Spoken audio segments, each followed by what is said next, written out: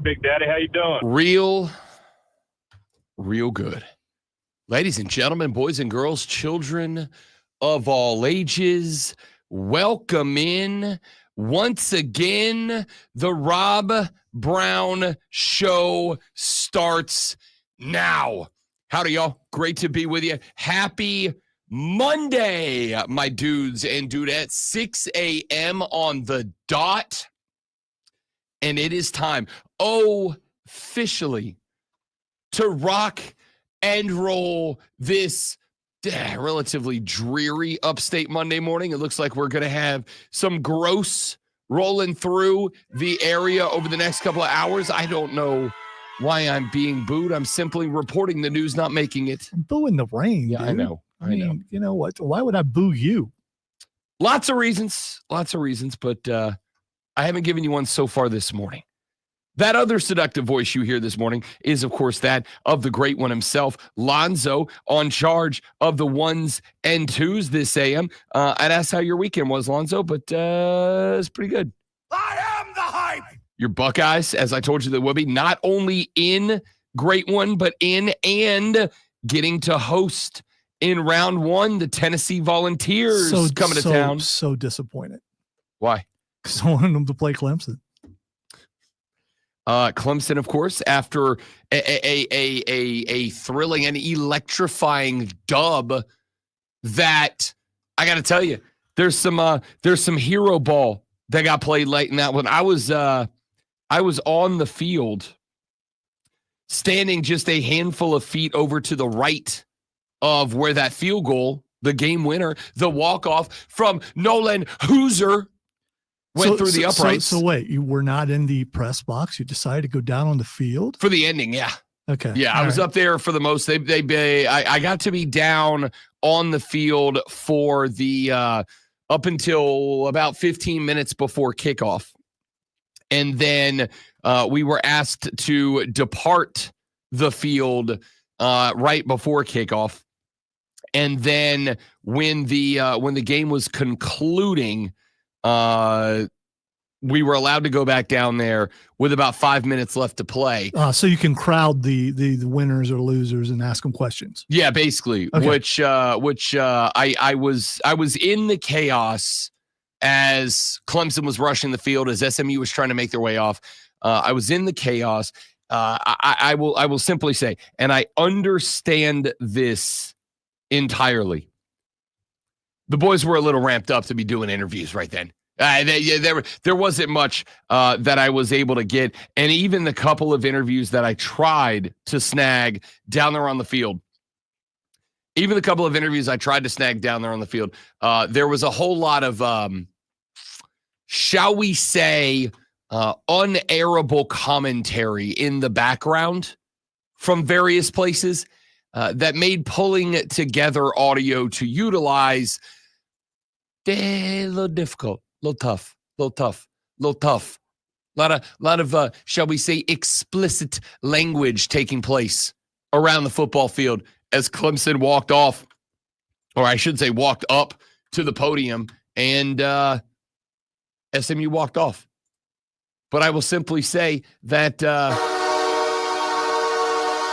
your Clemson Tigers are the 2024 ACC champions and are in the playoffs. Interestingly enough, going in as the 12th seed.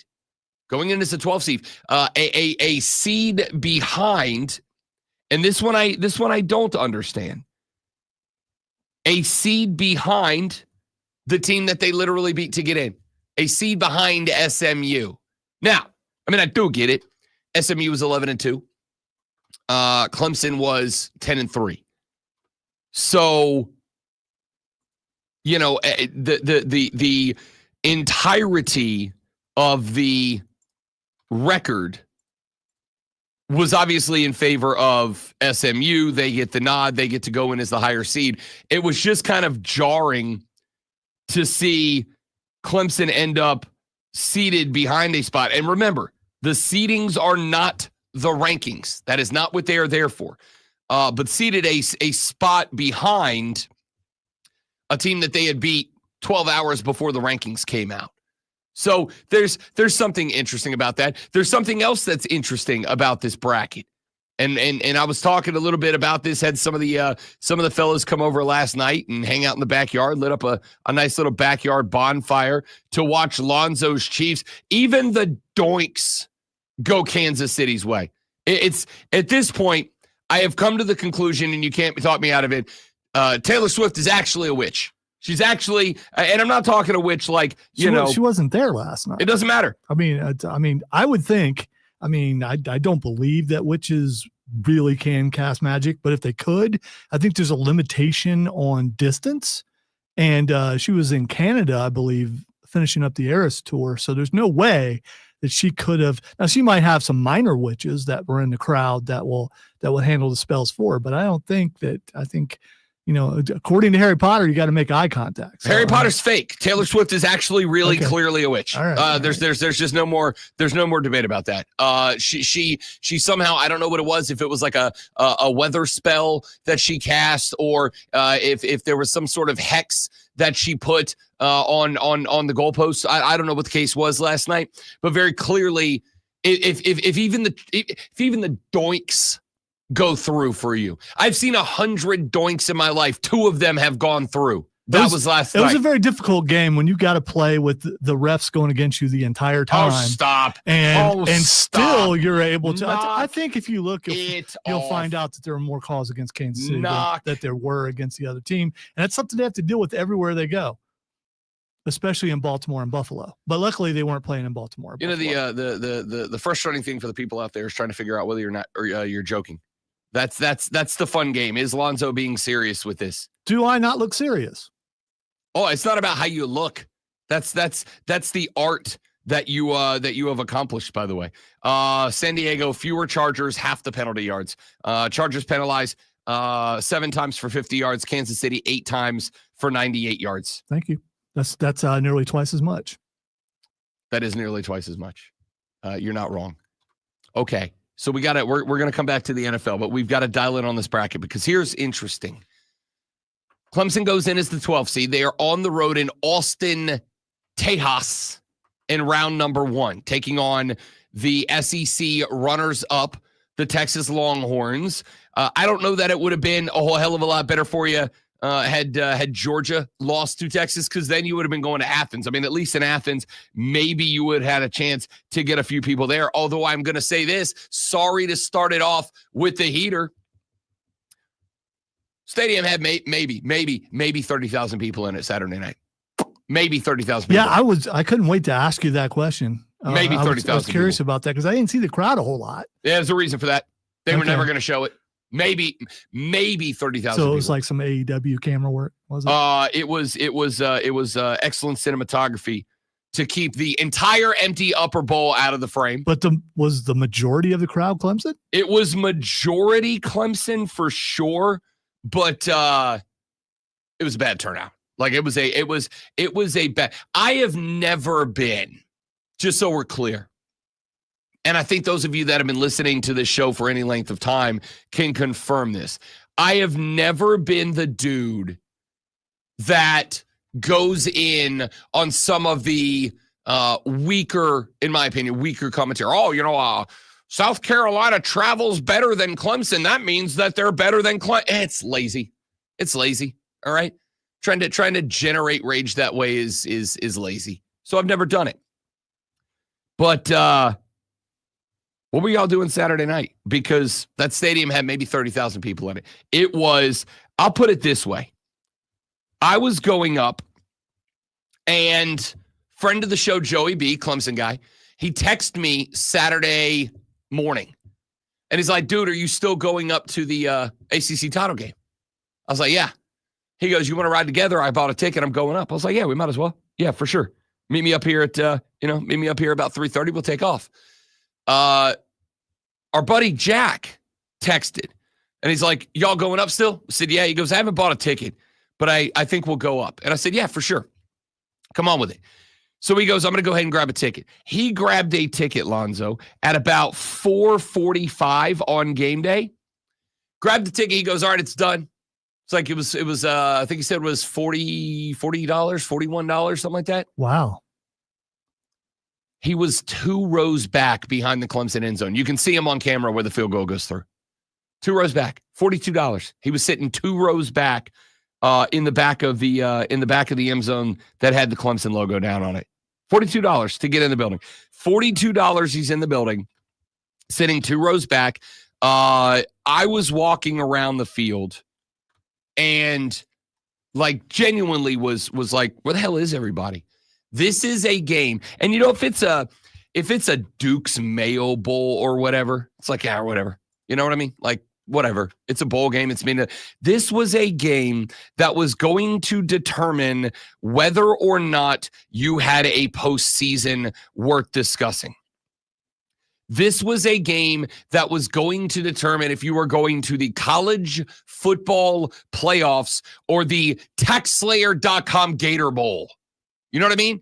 Like, I'm sorry to do it because it's never been my style. It's not the way I like to run a show. I think there's a lot of rage bait hosts out there, and I do my damnedest not to be one of them. I really do.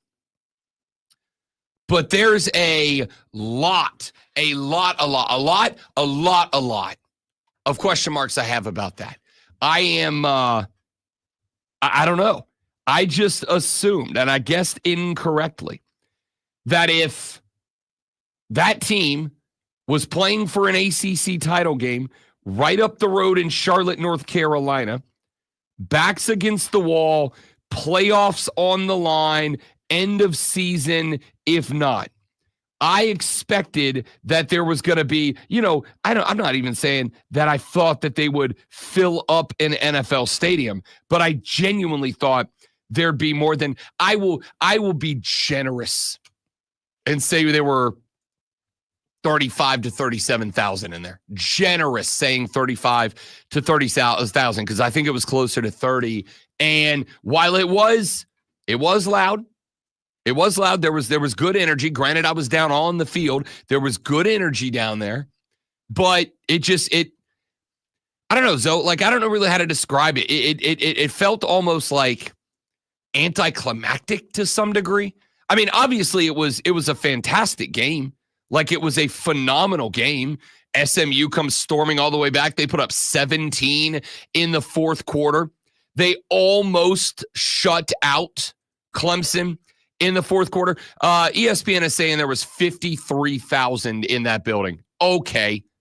I don't believe you at all. Excellent game. SMU comes storming back. They make it a contest. Clemson gets a kickoff return that was stellar. They get a couple of clutch plays out of Cade Klubnik. They get down, and keep in mind, this is a Clemson team that has been struggling with the special teams unit all year long, with the field goal unit specifically all year long. There was a stat that blew my mind that something like up through week 10, 30% of their field goals had been blocked or deflected. Pardon me. It was a weird number, and so for them to walk it off on a Hoosier field goal is, to be cliche, in some ways almost poetic. But I was kind of taken aback by the, I guess, lack of people there. I had been telling people all week long, here come Los Tigres. This team is going to fill up the stadium. The Tiger fans from the upstate, the Tigers fans from North South Carolina, the Tiger fans from Charlotte. I expect that this is going to be a clear-cut Clemson home field advantage. And there was a bit of one. I will tell you, the SMU fans that came up were great. The SMU fans that came up were into the game. They were loud. When Jennings led the team down the field to tie that ball game up on their last drive with 16 seconds left to play, which, by the way, how do you not go for 2? How do you not just try to go end the ball game? You know what I mean? Like, go win the game. But when they scored that touchdown, I was actually standing behind the SMU bench. So I was between the SMU fans and the SMU players, and they were absolutely lit. It was, as the kids say, turnt. See, here's what I believe it is. I'm going to give the Clemson fans benefit of the doubt. They knew they were going to the playoff. They knew they were going to win that game, and so they had to decide: do I pay to go to Charlotte, or do I save my money to pay to go, to the first round of the playoffs? And that's what they did. They saved their money, so they're going to show up for. Listen to you defending for that. That's what they defending did. The Clemsonites. Yeah, I'm sure that's what they did. Listen to you defending Clemson. What is happening? The Christmas season is upon us. There is no way that this rabid fan base that cares so much about their team would not, show up without there being some reason, because they love that team so much. Of course they're there. They're Tigers. They're always there. And so that's got to be the reason. It couldn't be that they thought they were going to lose and the season was over. It couldn't be that they still were hung over from the defeat to the South Carolina Gamecocks. It couldn't be that. It's they're looking forward, because they're forward-thinking kind of people, and knew that they were going to win this game, and they just needed to save money for the playoffs. I don't know, man. I don't know. It was interesting. They're saying the official attendance was 50,000. I would have put it closer to 40. You've said many times that you're not good with math, so maybe it was 50,000. I mean, maybe it was. They say 53,808. I don't believe. I will say confidently it was not 53,000. 53,000 at Bank of America. Bank of America seats I believe 75-ish. How many seats in? I can't type this morning. Bank of America Stadium, 74,006. Yeah, that's that is what is that? That's sitting at three quarters full. Other that than the Chiefs game, this is probably the fullest the stadium's been all year. Yeah, probably close, honestly. So when you've been there, have you gone this year? Yeah, you went to the New Orleans game. Yeah. How full was that? Probably about the same. Okay, all right. Probably about the same. Probably about 40,000. Probably 30. I'm gonna let you say 40, but I think 40 is the max I'm gonna say was there. And again, at the end of the day, that doesn't matter.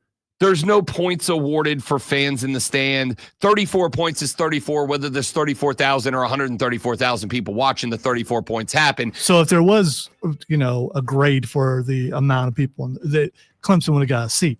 For traveling party? No, I'm giving it like a D. You were playing. It's like an hour and a half. I don't know how far it is from Clemson to there, but it's still not that far. It was 2:15 from my front door in Taylor. So you're looking at right about 3 hours or so to get there. I'm going to tell you right now. And again, I'm not the standard.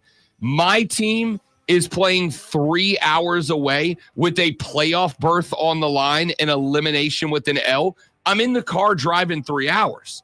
And I don't know, man. I was just disappointed. Now, we're going to talk about the X's and the O's. There is one more criticism that I have about Clemson that I have to get to as well. We'll see how it all shapes up. Rob Lonzo and you, the Rob Brown Show, talking college football in hour number one of the Rob. I don't know why that started.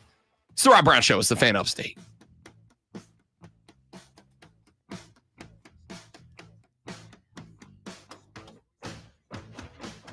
For the record, Zach, he absolutely can tell you.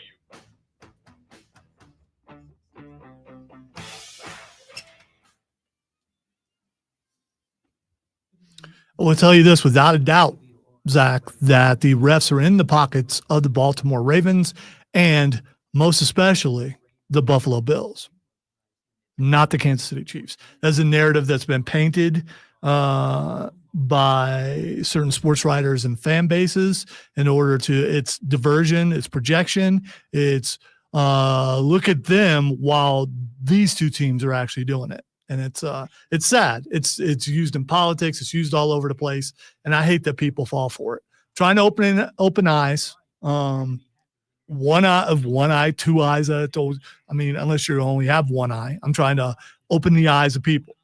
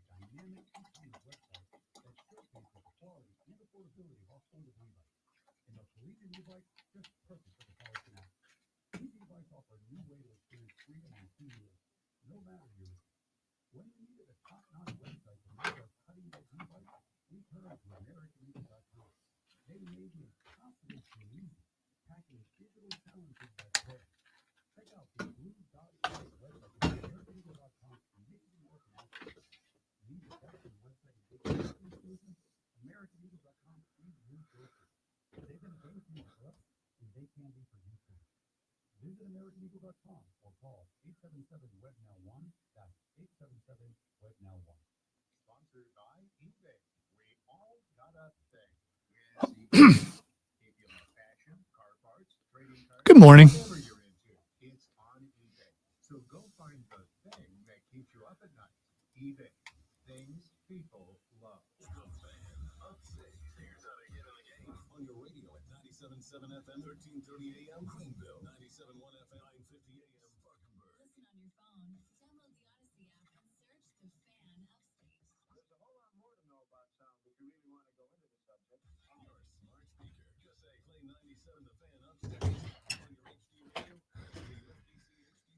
Trap the Snake Guy. What's up, bud? Welcome in. Good to have you, partner. Zach and other Zach and Joe. The boys showing up. The AM crew, the AM squad. I like it. The Rob Brown Show on your radio. It is the Fan Upstate. Let's take a look at our college football playoff bracket as it stands. The 1, 2, 3, 4 seeds, all four catching a bye. The Oregon Ducks obviously get in as the number 1 seed. Number 2 goes to Georgia as they knock off Texas for the second time this year. This one in the SEC championship game. That makes them one of the highest ranked 4 conference champions. The highest 5, of course, Clemson being the 5th highest ranked conference champion, ends up in the 12th spot. But 1 goes to Oregon, 2 to Georgia, 3 to the Mountain West-based Boise State Broncos. The 4 seed handed to the Big 12 champions, the Arizona State Sun Devils. Now, the matchups that those teams will be waiting for. 1 game on December 20th. That is when the 10 and the 7 seed will match up. Indiana. Kurt Signetti, he wins. Google him. Finds his way in.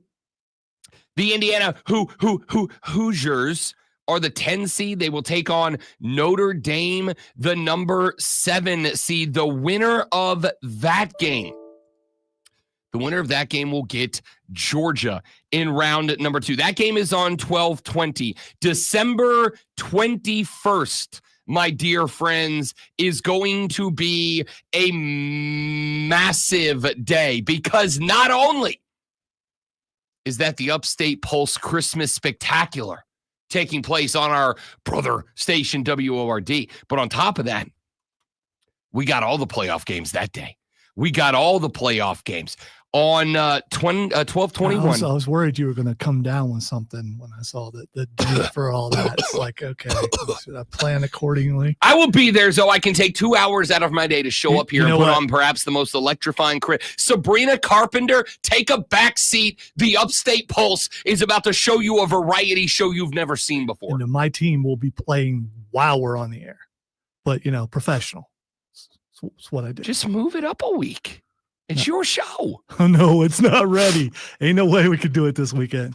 That is 12:20 Indiana Notre Dame. On 12/21, we start at noon with SMU and Penn State up in Happy Valley, Pennsylvania. That game is at noon, the 11-6 matchup. The ACC runners-up SMU find their way in. They bump Bama and Miami out of the way to earn the last spot.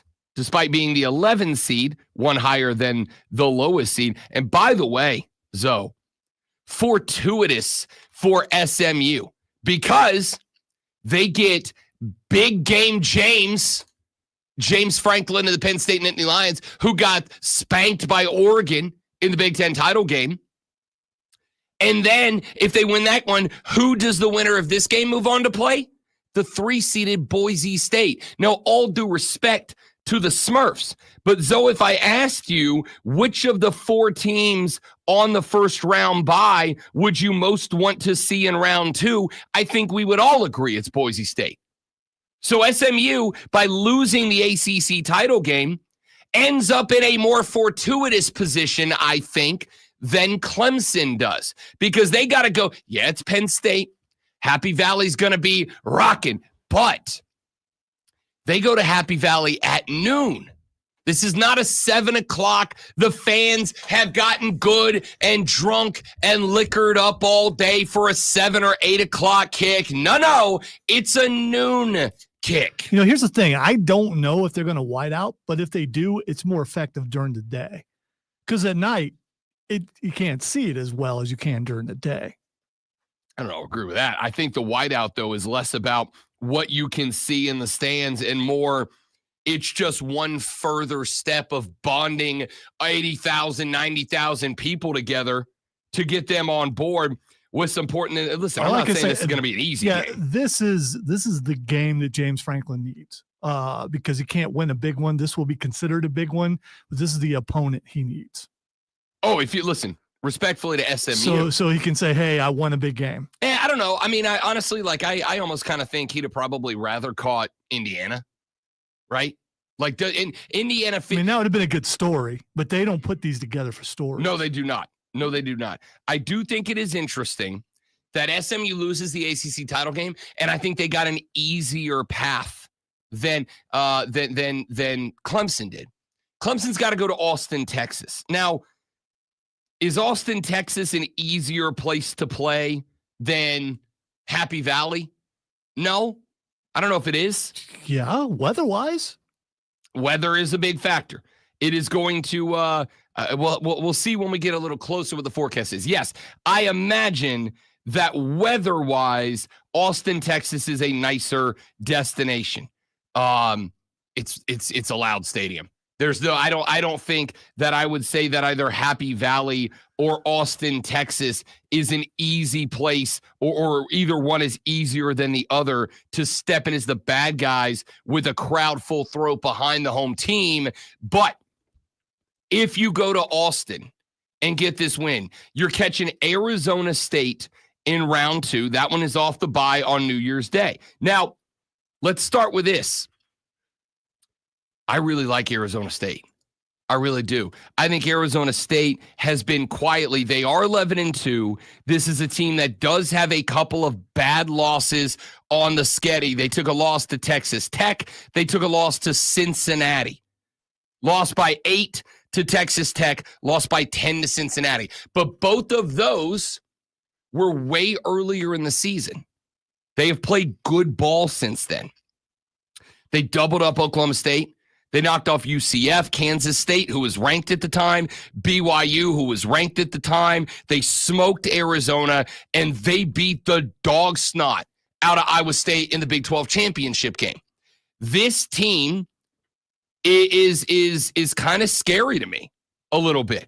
Scatterboo has over 1,500 yards rushing this year and 19 touchdowns on the ground.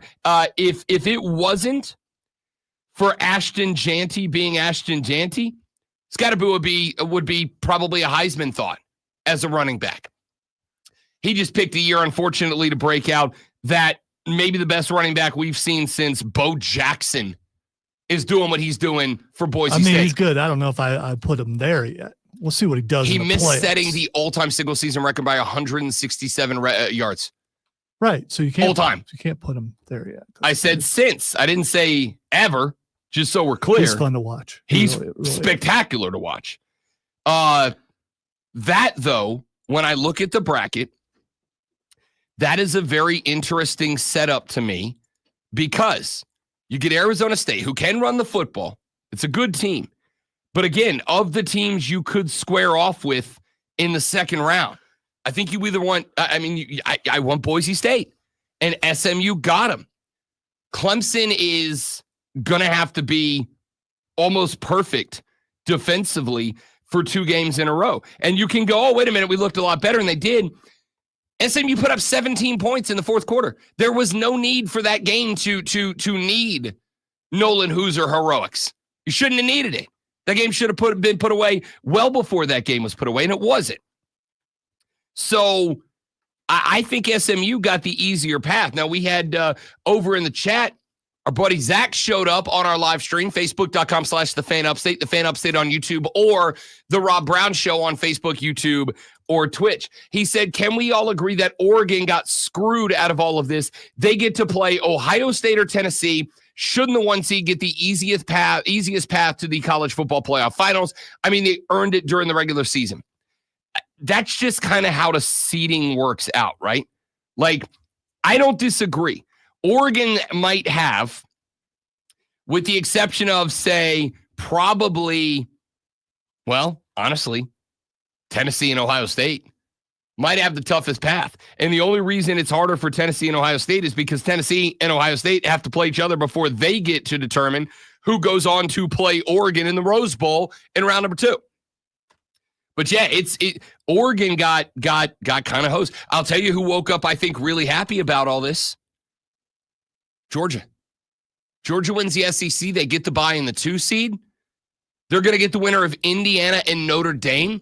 A lot of people are very down on Indiana.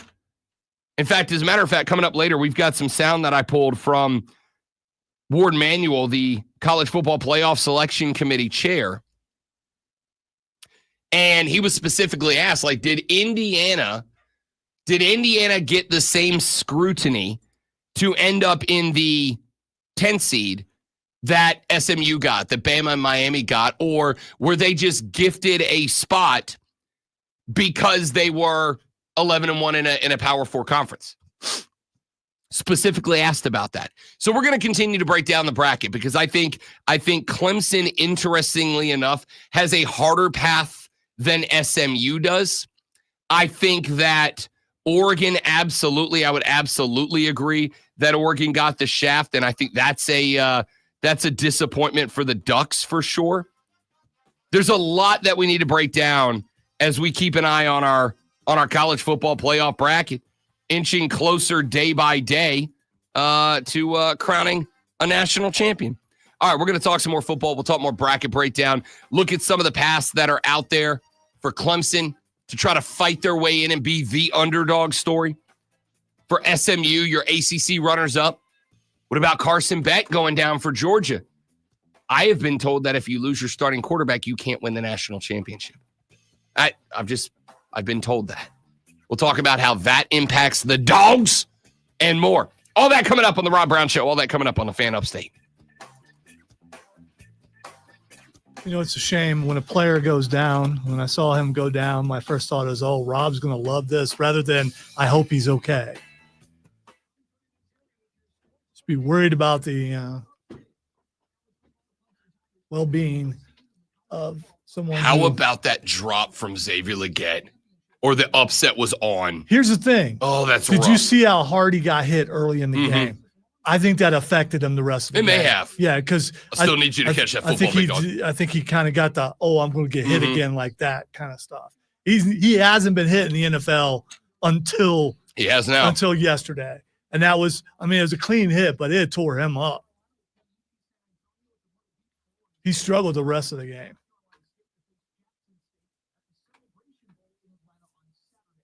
When they were interviewing him afterwards, he definitely wasn't his normal happy self, which is good.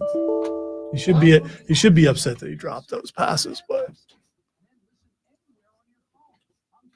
for some reason I have been shut out of my Google Drive. Were you using it earlier? No, that's that sound that you you were using it in there. No. You didn't save stuff to your Google Drive? No, I save it onto my desktop, so it's easier for me to just grab and pull out. Like the clips that I'm only using for today, I just save them to the desktop. Okay.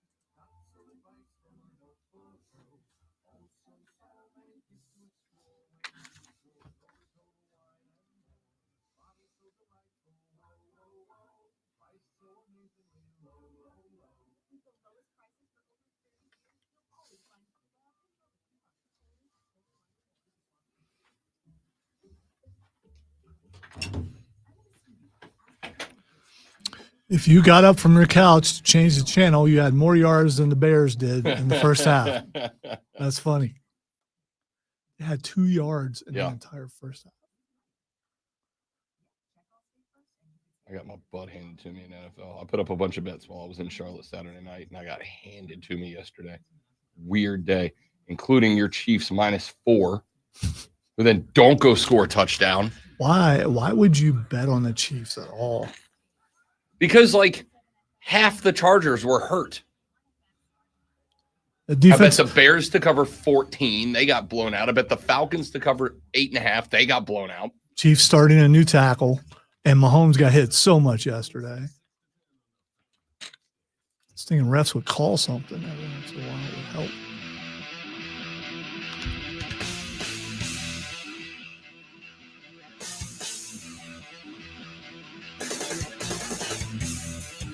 The Rob Brown Show carries on. It's the Fan Upstate. Welcome back, ladies and gentlemen. Rob, the great one, Lonzo, with you on a Monday morning.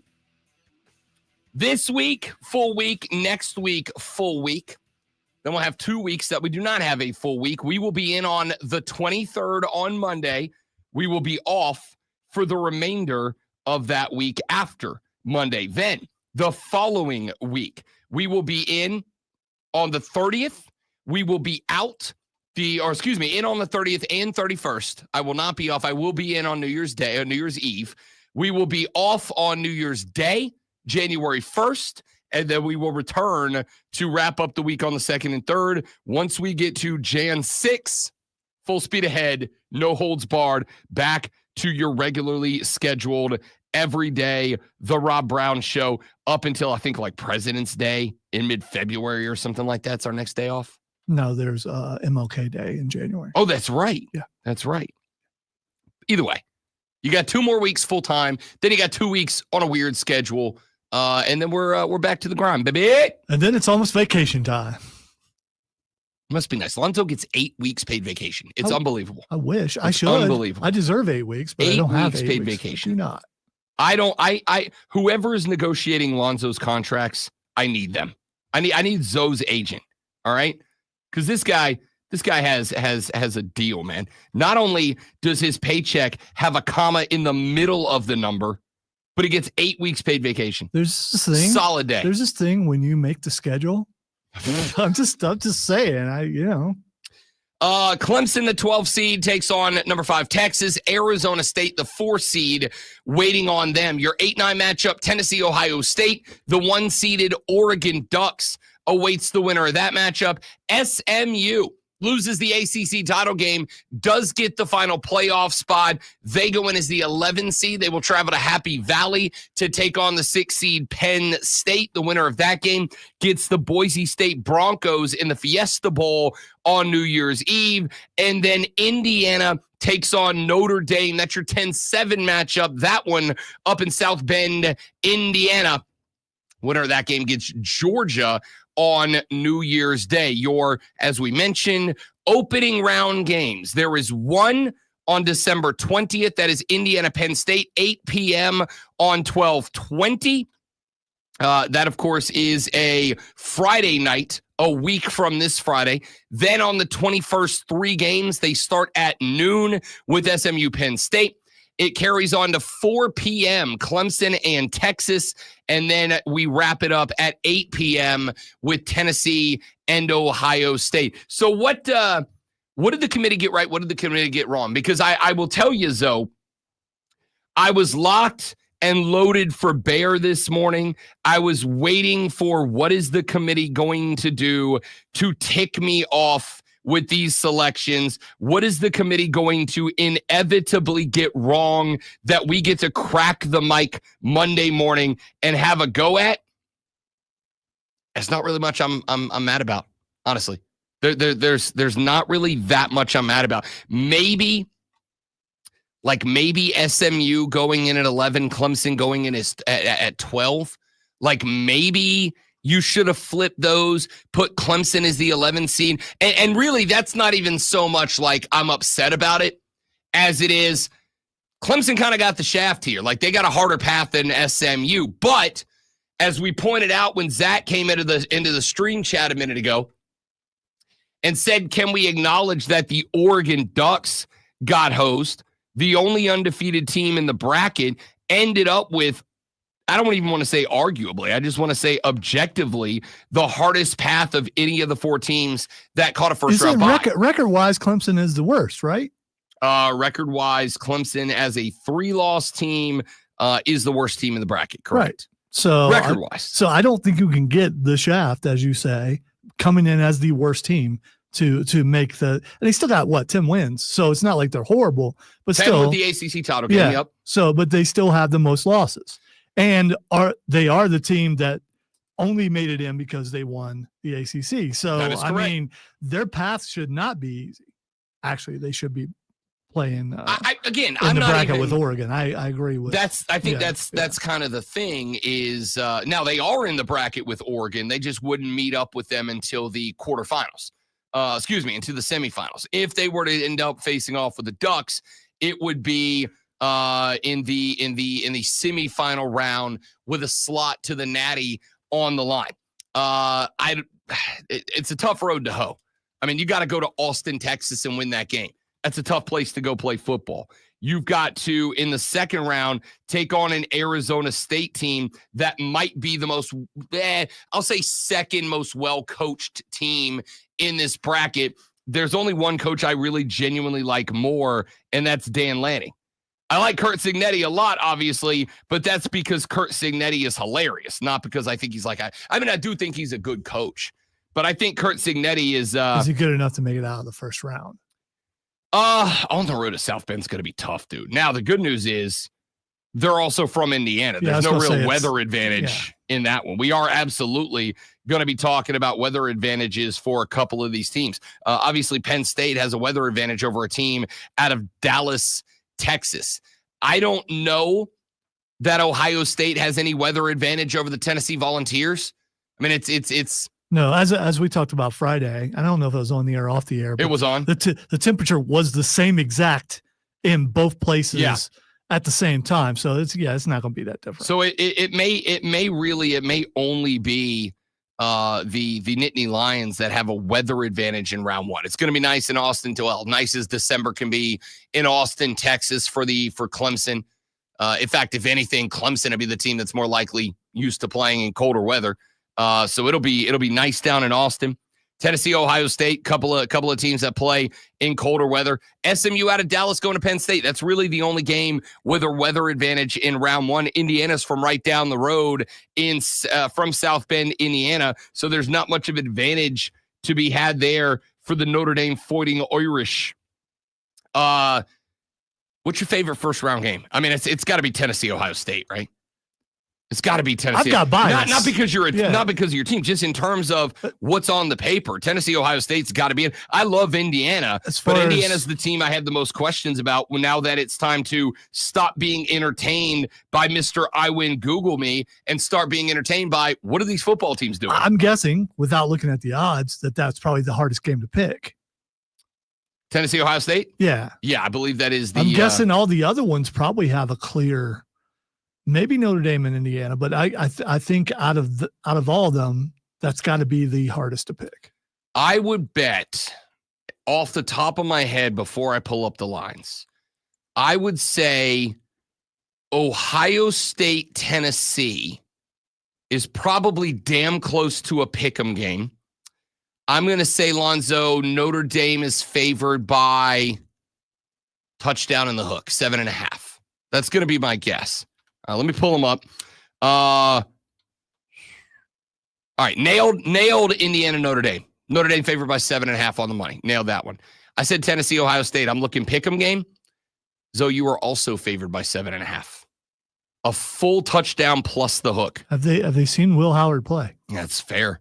That's fair. When he's on, he's good, but when he's not, it's ugly. Your opening round matchup games go this way.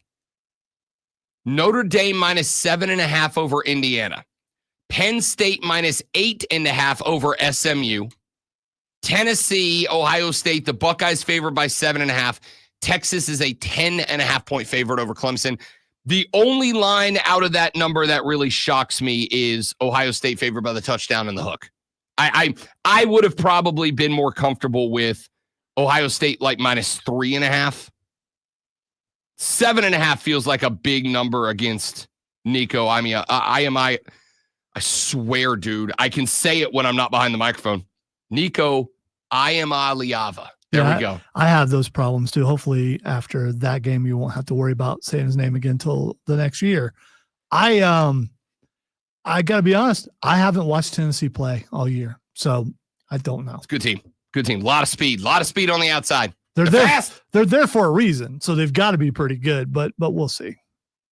I don't know. I was ready to come in here, Zoe, and I was ready to be mad at the committee. I was ready to come in here and talk about the absolute atrocities, but they did the right thing and left Bama in Miami. You're ready for Alabama, and that didn't happen. And it's like, oh, okay. Well, I mean, listen, I'm like any Karen.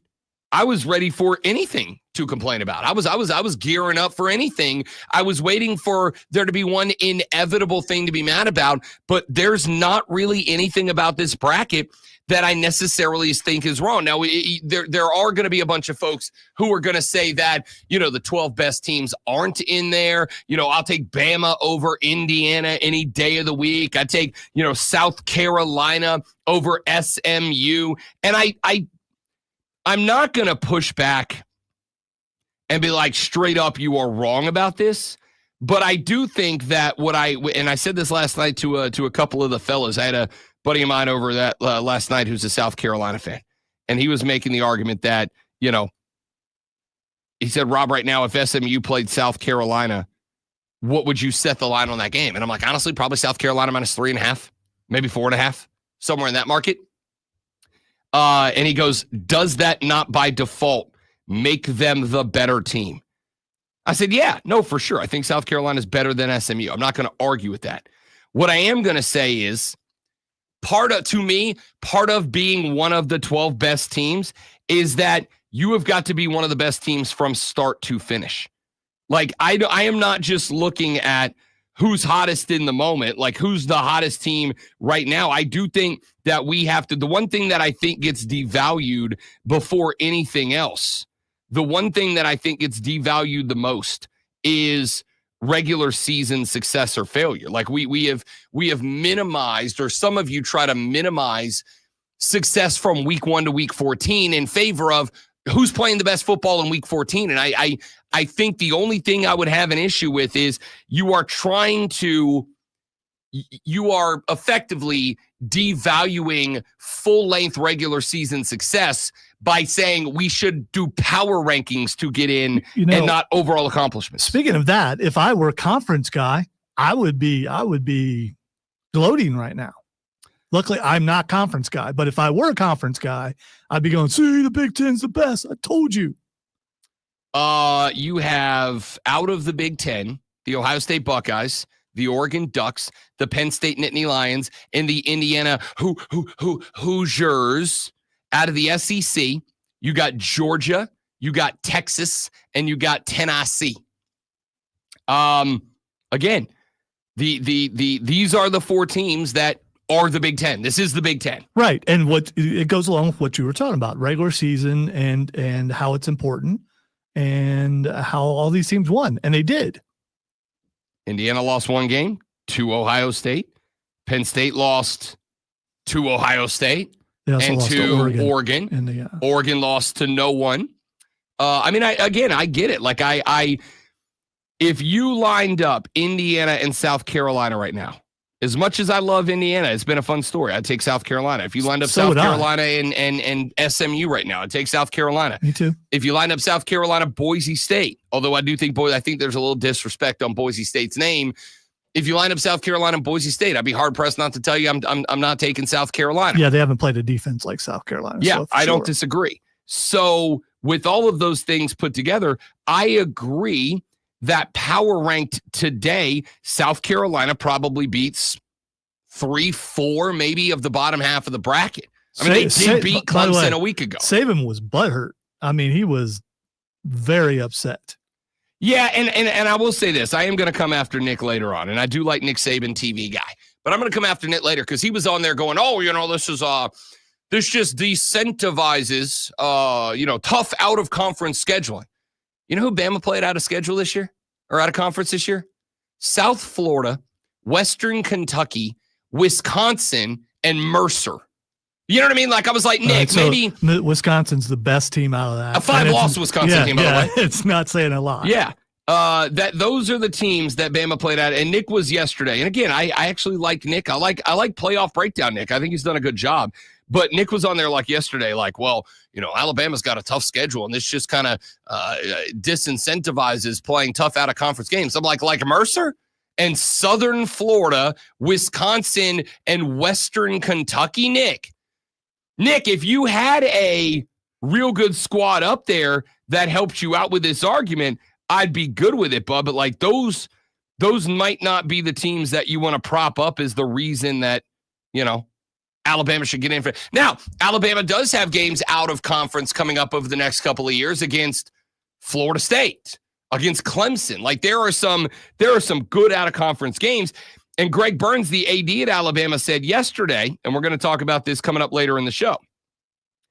He said yesterday that his staff was going to evaluate out-of-conference scheduling for college football. Listen, this isn't a shock. I said this when the 12-team playoff rolled out, and we started talking about division winners getting auto bids and all that. One of the things I pointed out was, in the quest for more dollars, the ultimate victim here is going to be the fans. Because while we are going to get a much more entertaining playoff, I'm not going to disagree with that.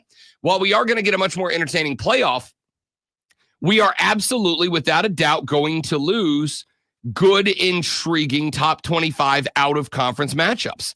And I think now, based on what we've seen, the argument is, why would you play a tough out-of-conference game if a team like Indiana, who, like 6 out of their 8 conference games were against the bottom 6 teams in the Big Ten?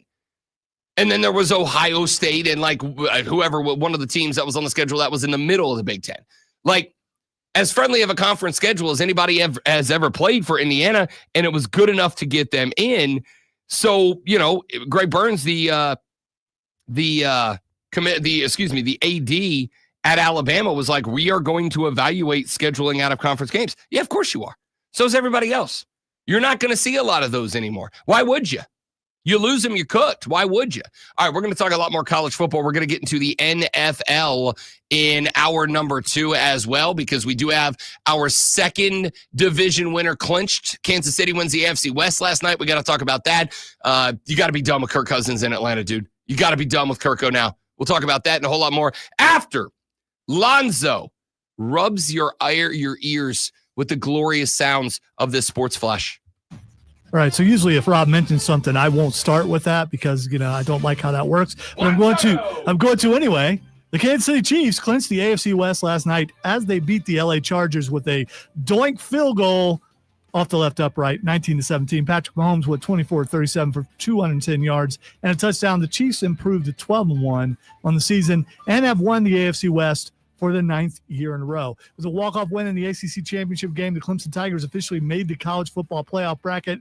The 12th-seeded Tigers will travel to Austin to take on the number 5 seed Texas Longhorns, with the winner getting number 4 Arizona State in the second round. Ohio State will host Tennessee, with number 1 Oregon waiting for the winner. ACC runners-up SMU will travel to Penn State, with the winner taking on Boise State. Tune in Saturday, 11:30 as the Furman Paladins take on the South Carolina State Bulldogs. It's Furman versus SC State right here on your home for Furman Paladins basketball, The Fan.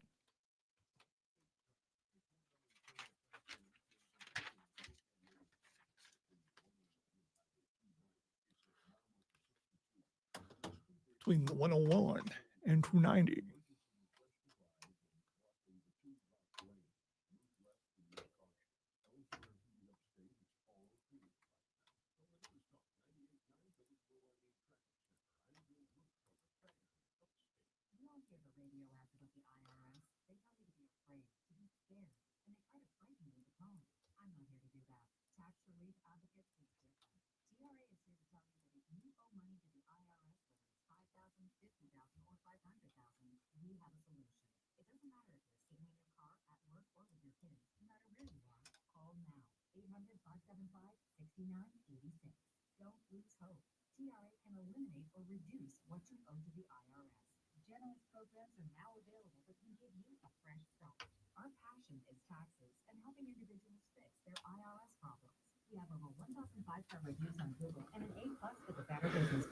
You don't need to be afraid of the IRS any longer. End your tax nightmare today by visiting us online at TRA.com or call 800-575-6986. That's 800-575-6986. Tax Relief Advocates. Real solutions for real people. Open enrollment is going on now. Don't be frustrated by having to choose your health plan on your own.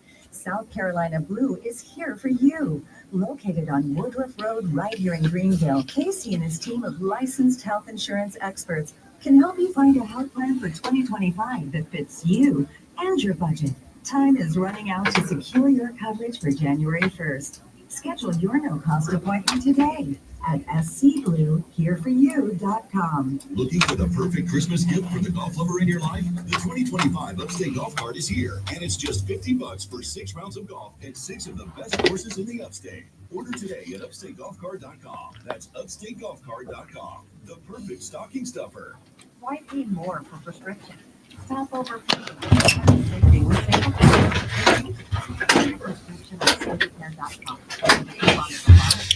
I mean, I'll tell you, Jacob, like the SEC gets bonus points. You can be in with more losses out of the SEC, provided you perform. You just need to, if Carolina loses one fewer game, finish Alabama. Lenore's doesn't, I understand the LSU game, you got screwed, but the results are the results, unfortunately. Win that game against LSU and you are in. Not only are you in, but you are probably in as you're probably higher than Indiana. Probably bump Indiana to 11. Probably bump SMU out, to tell you the truth, if you were a 2-loss team. Maybe. Well, no, because Bama didn't, so maybe you don't. I don't know.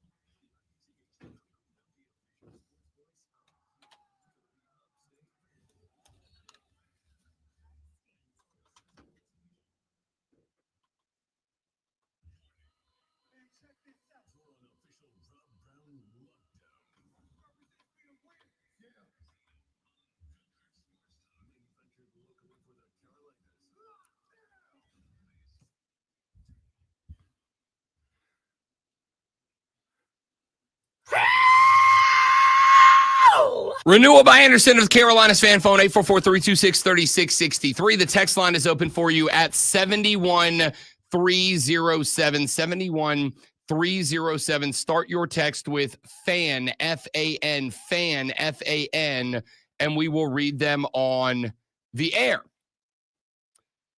I'm going to get to the cheat sheet here in a minute, but I want to address this comment. Texter says, if the playoffs are all about the most deserving teams, why not just put the top 12 teams in the country? I will tell you, I will respond to that in a couple of ways, Texter. Number one, by just putting the top 12 teams in the country, you're effectively eliminating what importance there is. And I do think it is a diminishing importance, but what importance there is on winning conference championships.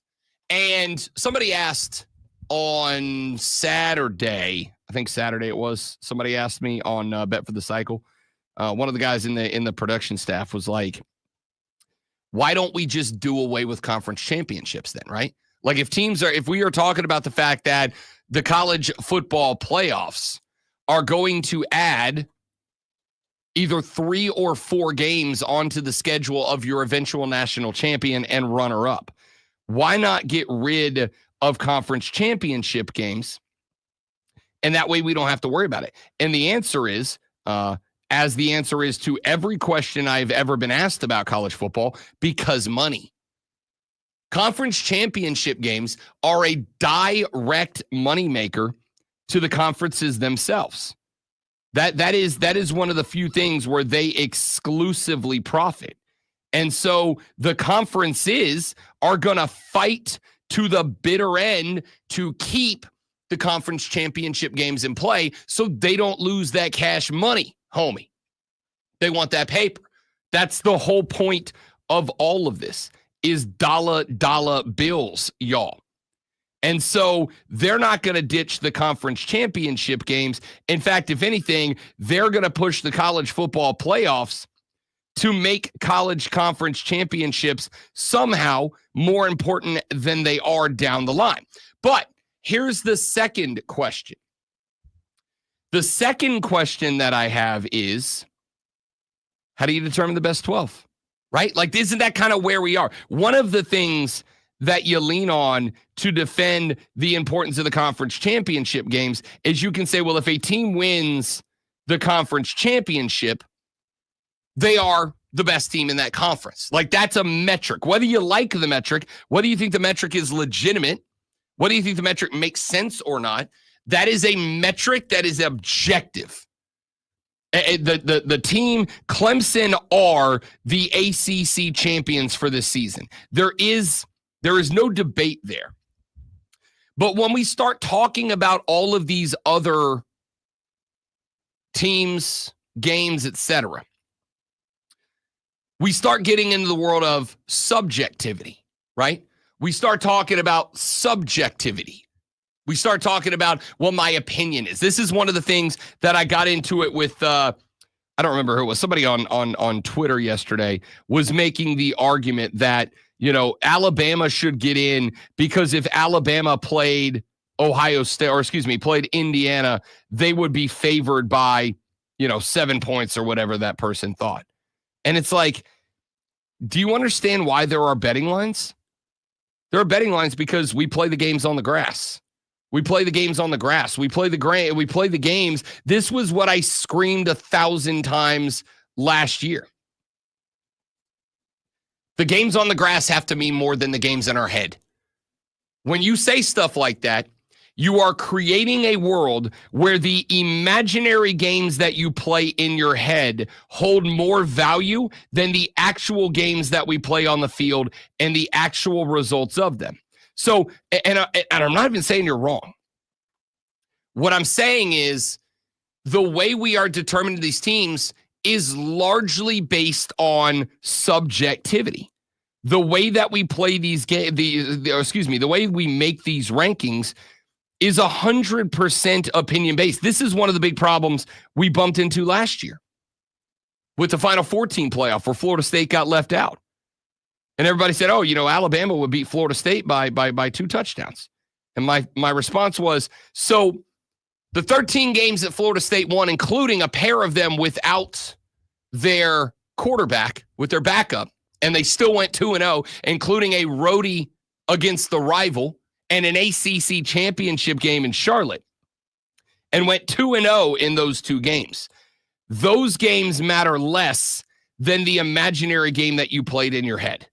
The what happened in the NCAA 2K matchup that you put together in your head, that's more important than what was actually done on the football field. And if the answer is yes to you, that's fine. But recognize that when we're putting together these rankings or whatever else, that value to you is not heavier than the value of whatever subjective reasons it is that I arrived at the conclusion that Florida State should go. Or this year, that Bama should be left out and Indiana should go, et cetera, et cetera. It is about subjectivity. Texter said, Rob, I'm hearing a lot of fans use only one element of the rules for the team selected in the playoffs. There are several rules, and there is some subjectivity. It's not the best 12 overall. Correct. This is, remember, I've been saying for weeks now, a lot of this debate and conversation could be, I'll say minimized, not eliminated, but could be minimized by putting a camera and a microphone into that ballroom in a hotel in Dallas, Texas, and letting us hear what the rationale is from the playoff committee. Let us hear what it is that they consider more important than other things. Why? So that ADs can schedule to that, so that coaches can coach to that, and so that fans can just know what's going on. So fans can just understand what's happening. Because the issue, the debate that is going on right now is 100% because everybody has their own metrics by which they are going to decide whomst are the best 12. Nobody's metrics are in line with anybody else's metrics. We all know what they are, right? Strength of schedule, who you beat, when you beat, where you beat, quality wins, quality losses, yada, yada, yada. We all know these are important, but which one of those matters to you the most is probably whatever helps your school out the most, right? If you're a South Carolina fan, the metric that you are utilizing to argue that the Gamecocks should be in is what? We're the hottest team in college football right now, right? You're never going to hear a South Carolina fan running down the stretch this year making an argument that, the body of work from week 1 to the end of the season is the most important metric. Why? Because if that was the case, your argument for South Carolina going in is blown out of the water. Clemson fans are absolutely going to spend the day lauding how brilliant it is that conference champions get an auto bid. They're going to love that. They're going to tell you how brilliant of an idea that is all day. Why?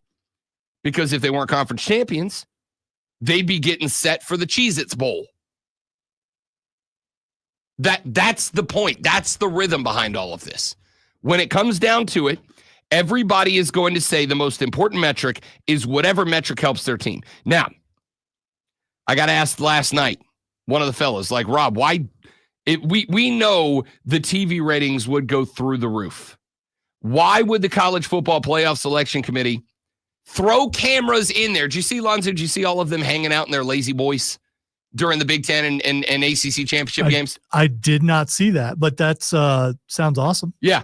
They had the committee, and they kept showing a camera view of the ballroom where they were watching the end of the SEC championship and watching the ACC and Big Ten championship, and they were all stretched out on these nice little lazy boys. By the way, got to be the worst football watching environment in America, right? No wings, no beer, no whiskey. Just lazy boys TVs and a bottle of water. Enjoy. Okay, maybe for you, but there are quite a few people out there who watch football like that, well, not like me. And it's not a bad environment. I'm enjoying myself. Okay. All right. So you're saying that you're not stimulated enough watching football, that you have to have another source to help get you there. No, that's not what I said. That's not what I said at all. I love football. What I said is everything's better with bacon and bourbon and wings. That's just my objective reality. The point here is there was a camera in that room. And it's like the minute that those games ended and they went to deliberate about who was getting in, they shut the camera. Why shut the camera off? Why shut the camera? Let us listen. Let us hear it, right? Because some people, it's a struggle getting out the lazy boys, so you don't need to see them get out. I mean, a lot of grunts going on in that room. Yeah. A lot of grunts.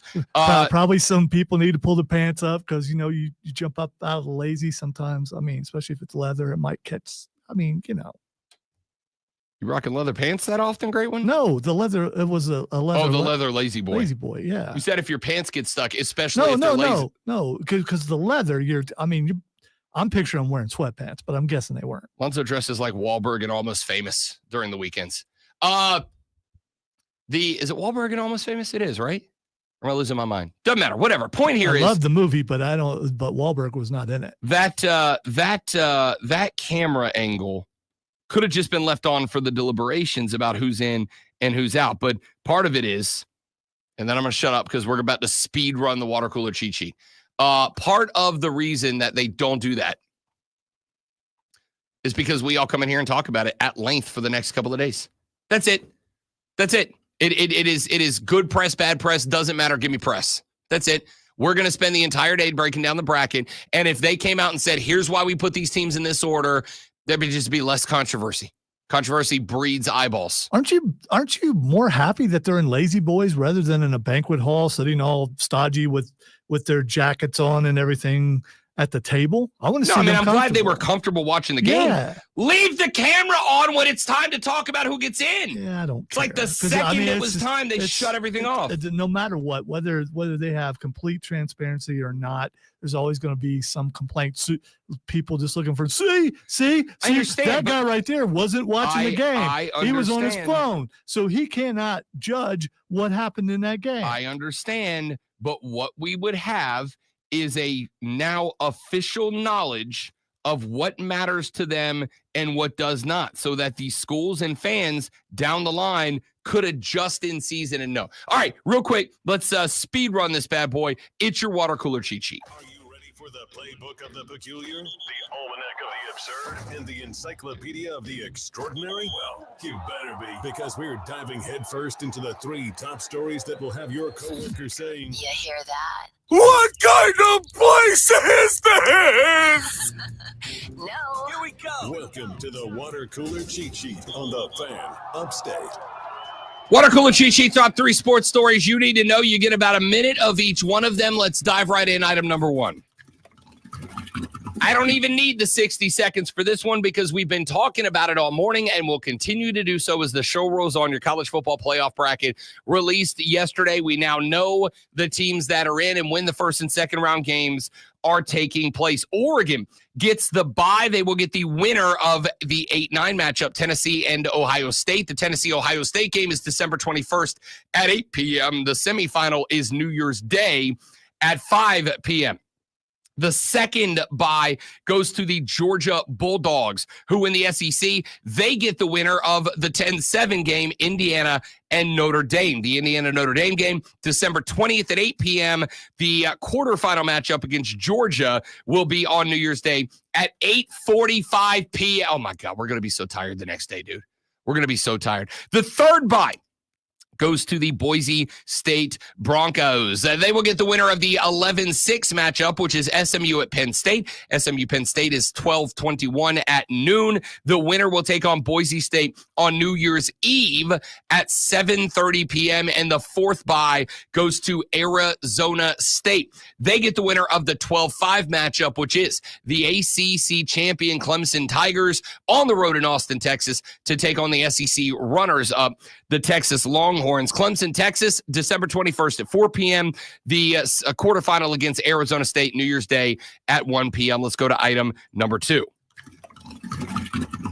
The most profitable contract in sports history was signed yesterday when Juan Soto became a New York Met. It was late last night that the contract was made official. The Mets signing Soto to a 15-year, $765 million contract that includes multiple escalators that could take the value of that contract to well north of $800 million. Now, the deal includes an opt-out after 5 years and no deferred money. If Soto chooses not to opt out, his average annual pay will be upped by $4 million per year, from $51 million to $55 million for the first escalator for the remainder of the contract, meaning the total value could exceed $800 million before the escalators as well. The 26-year-old had a similar offer from the Yankees, his team last year,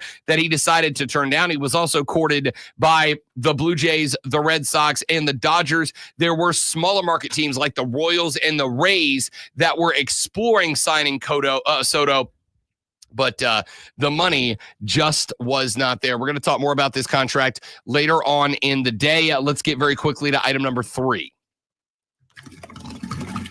I have enjoyed the career of Chris Paul, drafted nearly 20 years ago by my then New Orleans Hornets. Of course, the Hornets would make their way back to Charlotte, and New Orleans would adopt the moniker of the Pelicans. But Chris Paul got his career started. I have followed it ever since. And last night, a milestone passed with his 3rd assist of the night over the New Orleans Pelicans, a 121-16 victory. Victor Wembanyama knocked down a three-pointer with 7:06 left to play in the first half. It was Chris Paul's third assist in a 13-assist night.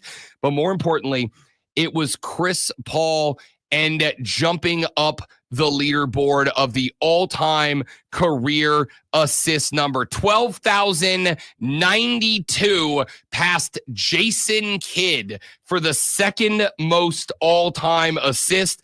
Here's the interesting thing. Chris Paul said when he was a rook that he was going to catch John Stockton in the assist category. Chris Paul has 12,092 assists. Lonzo, he only needs 3,600 more to catch John Stockton, if you wanted to know how great John Stockton was. Chris Paul has racked up 12,000 plus assists in a 20-year career, and he needs 3,000 more to get to John Stockton. If he had stayed healthy, he may have had a shot. He had a couple of years where he was dinged up. Missed a lot of games. Chris Paul, second all-time in career assists, surpasses Jason Kidd, and I hope he enjoyed that celebration because I love CP3, but I do not think CP3 is going to be catching Johnny Boy Stockton by the end of his career. So there you have it, your water cooler cheat sheet, top 3 sports stories. We'll be talking later in the show a little bit more about that Juan Soto contract. We'll continue to break down, obviously, the college football playoff brackets. Got a text from a Gamecock fan a minute ago that said he does not have an issue with the CFB committee. We are going to talk about that in a minute. And a texter that just said, Rob, get off the radio. You're bad at this. It's my favorite text today. Nice. Favorite Very text nice. today. Phenomenal start to the Monday of the Rob Brown Show in the Fan Upstate.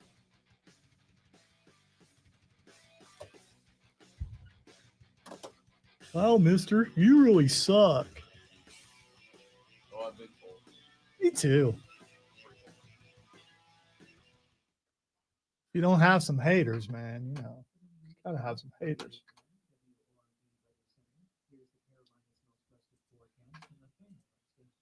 We have our Christmas tree up and decorated. We put it up last week.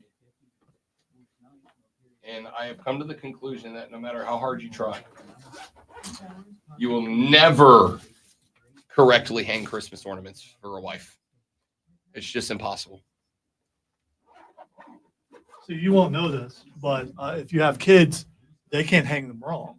So, I mean, Well, I don't, so I have no outs. well, She's like, put them wherever you want. I want it to be our tree. And then you put it on. She's like, oh, maybe not there, though. Why not? Well, because we already have a red one. Yeah, it's like 2 feet it's gotta away. be coordinated. Oh, we have velvet ornaments this year. They're actually kind of cool. I kind of dig them because they don't shine. So when the Christmas tree lights are on, like you can see them and they're like red and green, but they're real dark in front of the white lights.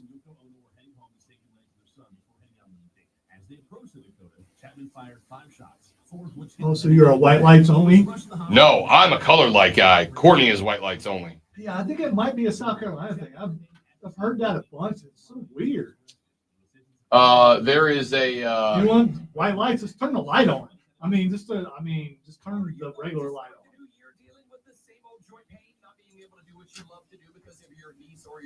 Christmas should be filled with color. To get the pain relief you deserve in 2025. Say goodbye to shoulder and back pain with QC Kinetics. Their local medical professionals are waiting for you, and their advanced protocols in regenerative medicine have helped tens of thousands of people. I am talking lasting relief. Imagine a new year without those achy joints. No more pain pills, no more steroid shots. QC Kinetics uses the healing properties of your I'm own trying to body find a day where root cause of both your the pain. kids and the grandkid can all decorate the tree together. I don't know if that's going to happen. So if you've been told surgery is your best or only option, well, you So Silver's going to start begging me. I'm going to be like, okay, go ahead. Let's do it. Just do it. The consultation is free and you can use Oh, man. FSA dollars. Live your best life. HOTTOGO. You don't have any Star Wars ornaments on the tree. No, we have no. Oh. We have 2 trees. We have the big main tree in the living room, which is our classy tree. Actually, we have 3 trees. We have our classy tree. We have our football tree, which is a black tree with gold ornaments for the Saints on one side and garnet for the Gamecocks on the other. And then we have our our tree, which is the one that we hang all of our our decorations together, like our decorations from trips and stuff like that on. Okay. Be right back, guys. Give me 30 seconds.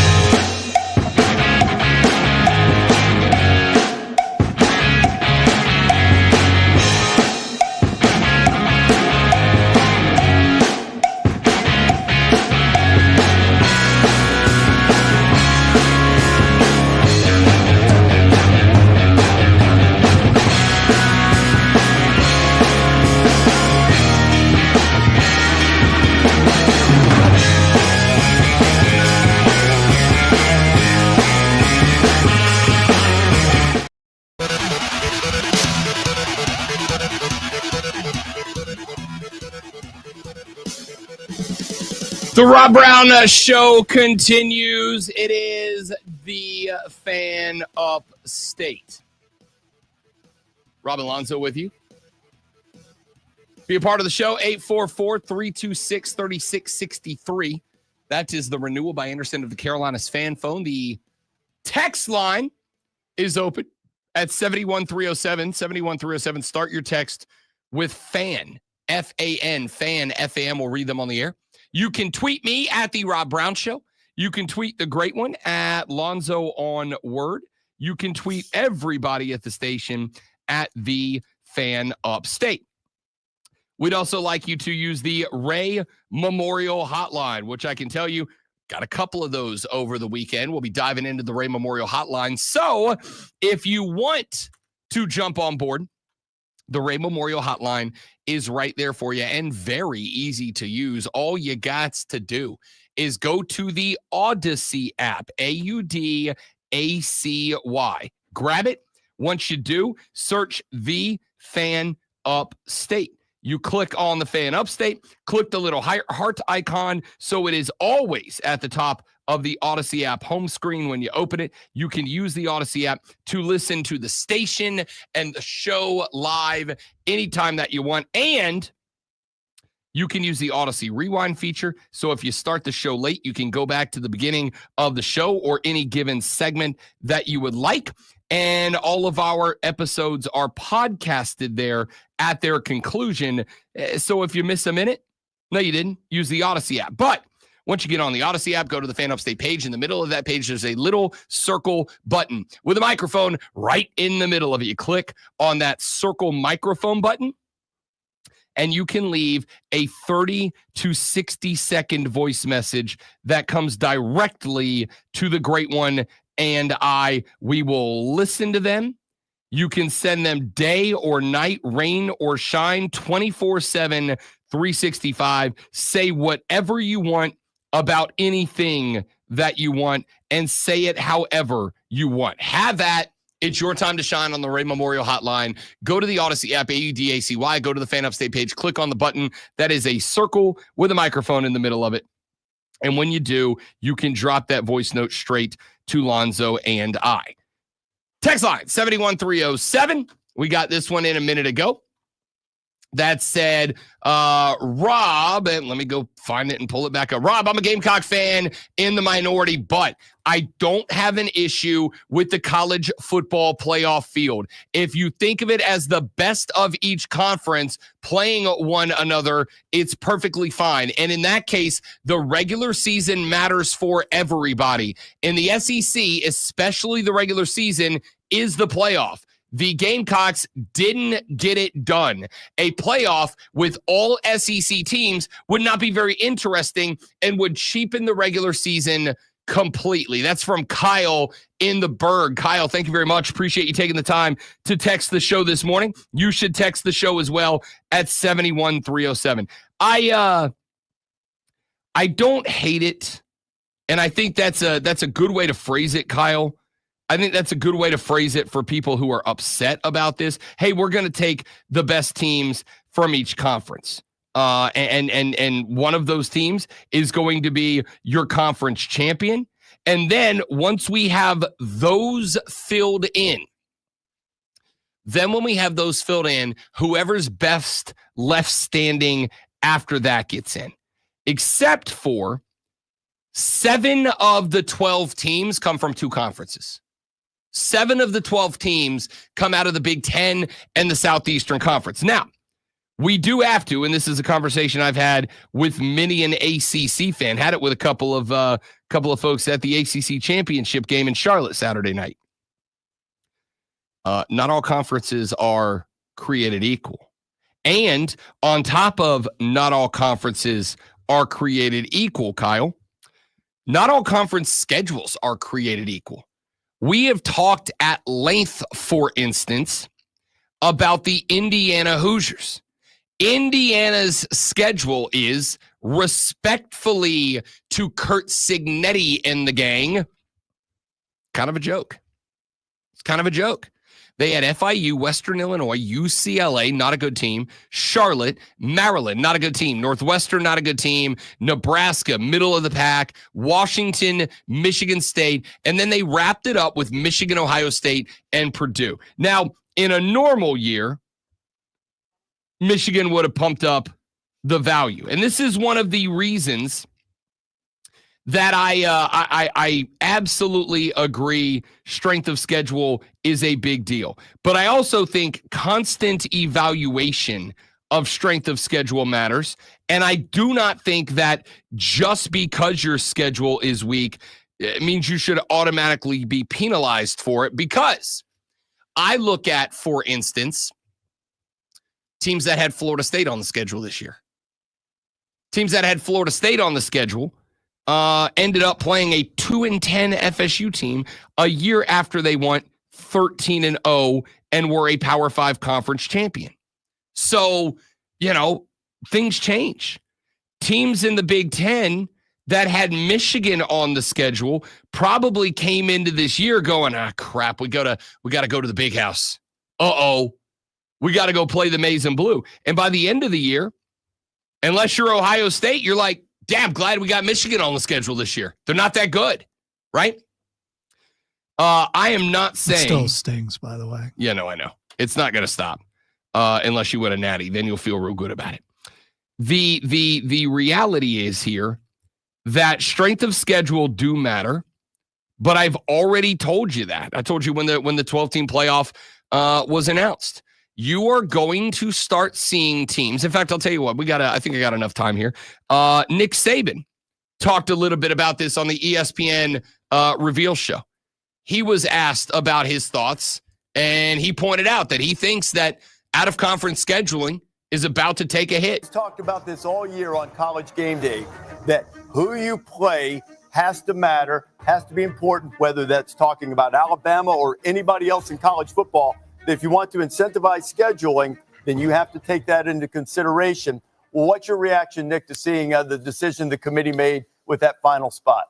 Well, I think one of the things that I've mentioned, throughout this football season is if we don't take strength of schedule into consideration, is there any benefit to scheduling really good teams in the future? Like, here at Alabama, we're supposed to play Notre Dame, Ohio State, Wisconsin, Florida State in the future outside the league.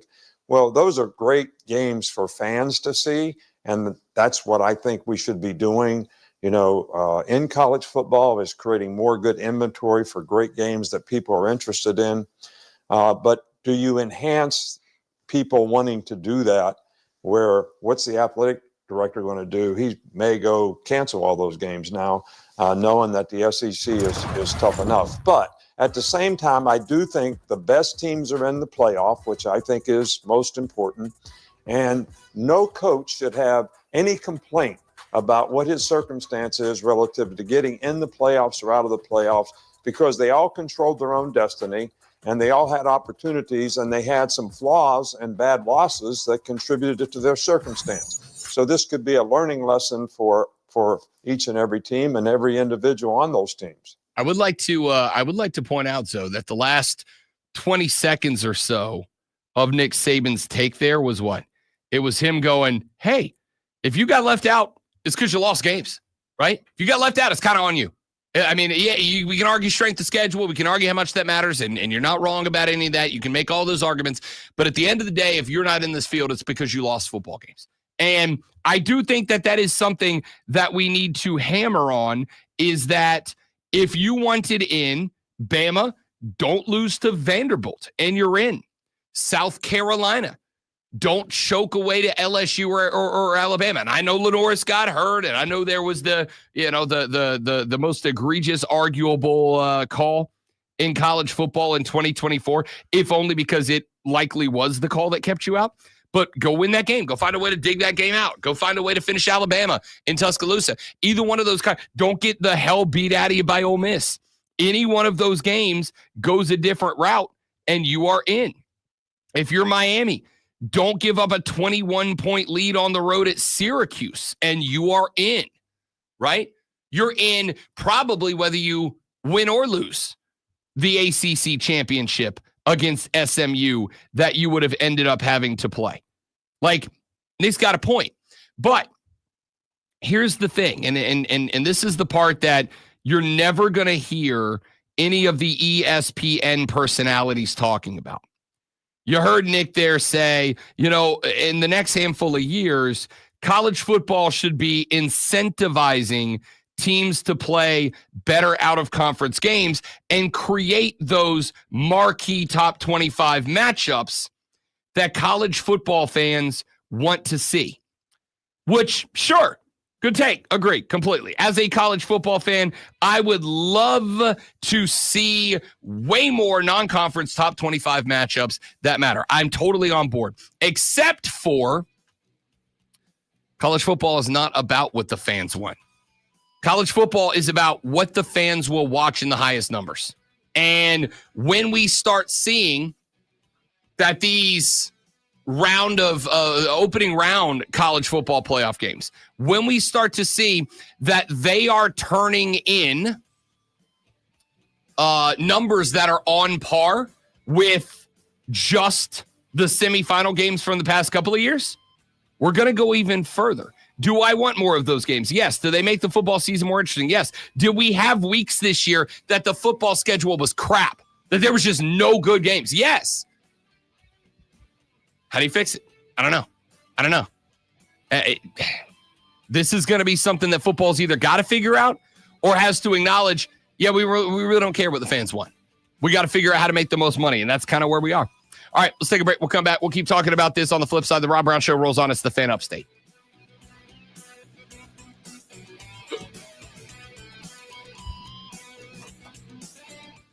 Steven, I need you have a dog that you use. You let him use buttons to speak to you. Like ask to go out, ask to be fed, that kind of stuff. My dog's too dumb for that.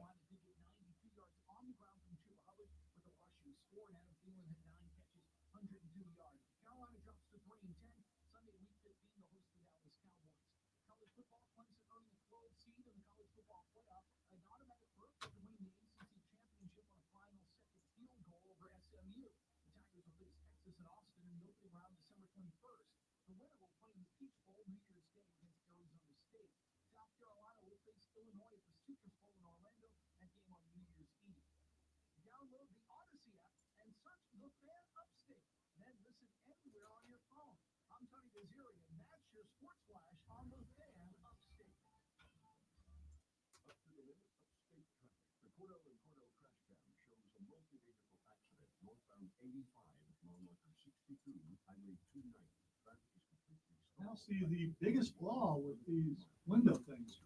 Can't stay out of them when it rains. Yeah, when it's this kind of rain. It's more of a misty rain type thing. I don't know. It's weird.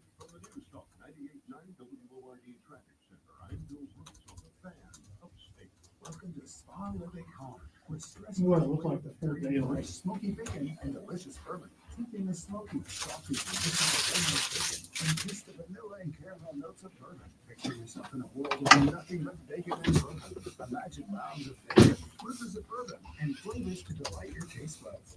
That world exists. Well, so fifth annual Bourbon and Bacon Fest is back at the Foundry of Justin Mill in downtown Greenville. Friday, January 17th. Incredible distilleries from all over the country will pour dozens and dozens of bourbons you know and love, while ticket holders taste healthy treats from incredible local restaurants. Working treats. General music. Yeah, DB. I was gearing myself up for whatever smoking hot takes we were going to build up about this playoff bracket today, but I don't really have one.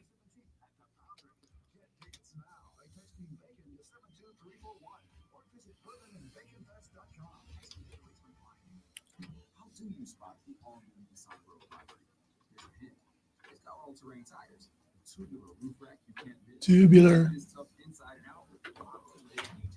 You'll also find it in its natural habitat, climbing mountains, attacking rugged trails, and never backing down from any adventure.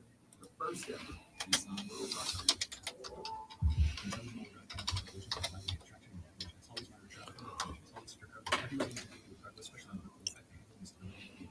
From the Eagles Market Studio. Morning, Wesley. Welcome in, big dog. Good to have you.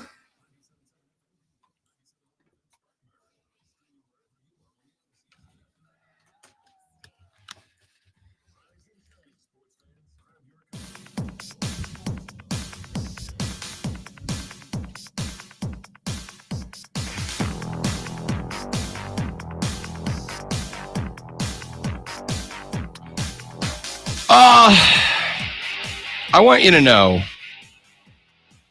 before I do this, before I tell you what I'm about to tell you, that I am telling you this out of self-preservation and respect to you as the audience. I am not doing this as a slam, as a kick, as a body slam, whatever. I am telling you this to fight off a critique that I have been hit with consistently and routinely in the coming up on in March 5 years that I have been here broadcasting in the upstate of South Carolina. Last week on Tuesday, I reached out to Steve Fink, the SID over at South Carolina. And I said, Coach, we had Shane on, or excuse me, Steve, we had Shane on before the season started this year. We'd like to get him on again now that the season has come to its conclusion. I said, I know it's going to be next week, likely. I know you'll know your bowl destination. I know everybody's kind of disappointed about not getting in, but it was a great year. I'd love to have Shane on to kind of recap the year and hype up the bowl game you guys end up in a little bit. And I got an email back within an hour and a half from Steve. And he said, absolutely, it is recruiting week. It was early signing day week. He said, it's not going to be this week, but circle back around with me Monday. Either Thursday or Friday next week should work. We should be able to get him on for you. I said, great. He said, send me the dates and the times, and we'll see what we can make work. I said, great, appreciate it. Right? That easy. That whole email exchange took an hour and a half to get lined up. And so we will be having, unless something changes, which it's major college football, sometimes it does. unless something changes, we'll have Shane Beamer on the show either Thursday or Friday to break down and recap and put a post-mortem on the 2024 regular season for the South Carolina Gamecocks. After the game on Saturday, I was out on the field. I was covering that game in Charlotte, obviously. I don't know if you didn't see, I was alternating going live between Facebook and Twitter, because I know some of you are on one, some of you are on the other, and some of you are back and forth. But I went live for the field goal kick, for the overtime field goal kick. And I was great one 15 feet left of the left upright of the Clemson field goal, Clemson goalpost. I was right there. I went live. As a matter of fact, not only did I go live, but I got a text from our buddy Abe Gordon from 92.9 The Game in Atlanta. He was like, dude, that was awesome. Great footage. I was like, I appreciate it. He goes, you put up the field goal being good about 22 seconds before the broadcast did. That's how far behind it was. He's like, I watched the result as they were lining up to run the play on X. So, point is, I was there. I was active. I was involved. I was covering this team, trying to cover what was happening. So I walked out onto the field for the trophy presentation. And as I was standing there, I was talking to a friend of the show, Susan. She's a photographer that covers Clemson. If you've seen Clemson photos floating around on Twitter, there's a very good chance you've seen Susan's work. She's spectacular. Got a chance to catch up with her for a few minutes. And as we were wrapping up our conversation, because they were about to start the trophy presentation, I saw, I will simply say, an upper-level member of the Clemson athletic department standing next to the stage. And as this trophy presentation was going on, I walked over and I said, hey, congratulations, good win. Congrats on being champs. Said, thanks. I said, I'd love to get a coach on next week to talk about this. I didn't say Dabo, I just said, I'd love to get a coach on next week. And I got told, and I quote, that's unlikely for you guys. And then he walked away. Now, I want to be very clear. I get it. Is that you guys specifically this show or I the don't station? know. I don't know. And I want to be very clear. I am not saying this to start a controversy. I am not saying this to catch heat. I'm not saying this to be a heel. I'm not saying this to be a bad guy. None of that. Because I'm the only one that was there covering that game. Okay, from this area. I have covered this team. I have supported this team as much as a neutral analyst can. I have been at ACC Media Days 3 times now because Clemson was there. I go down every spring to media open house. I get you what I can get you. But I asked for an interview from one of the coaches. I said, I'd love to get one of the coaches on next week. And I got told that is probably not, I don't foresee that happening for you guys. Now, I don't know if this individual meant me. I don't know if he went me and Lonzo. I don't know if he meant me, Lonzo, and the radio station. I don't know if I don't know what was meant by that. And I wasn't given clarification. The entity from the Clemson athletic department at that point turned around and walked away from me. Again, I get it. I'm not upset. I'm not mad about it. There was a lot going on. You have been the ACC champions for 7 minutes. You found out that 7 minutes ago you were going to the college football playoffs. I have no doubt that man's phone with email was full of high-level national college football writers trying to get in touch to start getting, Dabo and Easton and whoever else, get these guys on cameras and microphones. I get it. And I understand. In the room that I was in, I was sitting on the second row, Lonzo. Next to me was the scout team from the Baltimore Ravens. Next to them was the scout crew from the Philadelphia Eagles. Next to them was the scout crew from the Buffalo Bills. Next to them was the scout crew from the Falcons. But there was who would they be looking at? Kevin Jennings. Okay. And about half of the Clemson Tiger team, if we're being honest, like not the results you want. It's a lot of talent down there. But I was there. I was on the same row as most of the NFL scouts. Right up ahead of me, Andrew Adelson was ahead of me. Half of every ESPN college football writer you've ever heard of was in front of me. When I was at halftime, I went over to the buffet to get food, and I was standing right next to Greg. I was having a conversation with Greg McElroy. All right. I was in the mix. I understand that every name with any national brand value is doing everything they can to get hooked up with Clemson and with this individual. But like I said, I cover this team daily. I walked over. I asked, could I get a coach on next week? And I got told, I do not foresee that being a possibility for you guys, quote unquote. So the only reason I'm telling you this is not because I'm looking for heel heat, not because I'm looking to stir up controversy, any of that. It is because what is going to happen inevitably, is we're going to have Shane on Thursday or Friday of this week. Again, unless they ask to move it back another week, which is a possibility, we're going to have Shane on. And what's going to happen is I'm going to get 50 text messages from Clemson fans that are going to go, Rob, how come you have Shane on, but you won't have Dabo on? How come you have Gamecock fans on or Gamecock coaches on, but you won't have Clemson coaches on? I want you all to know, I asked an individual in the athletic department who is part of the responsibility of making that happen to his face, on the field, at the ACC media. A game, by the way, just so we're all clear. Nobody from this station asked me to go cover that game. I was not instructed to cover that game. I decided to cover that game. I put in and got the press pass.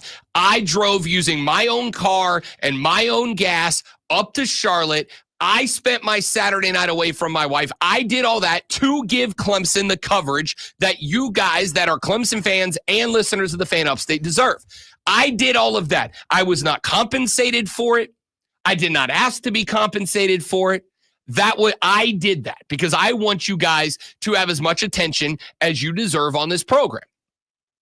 The only reason I'm telling you this is because, like I said, inevitably, when we have Shane on either Thursday or Friday, pending a delay, card subject to change as always, I'm going to get 50-11 texts that morning from Clemson fans going, hey, how come you never have, you always have South Carolina guys on, how come you never have Clemson guys on? The answer is, I try.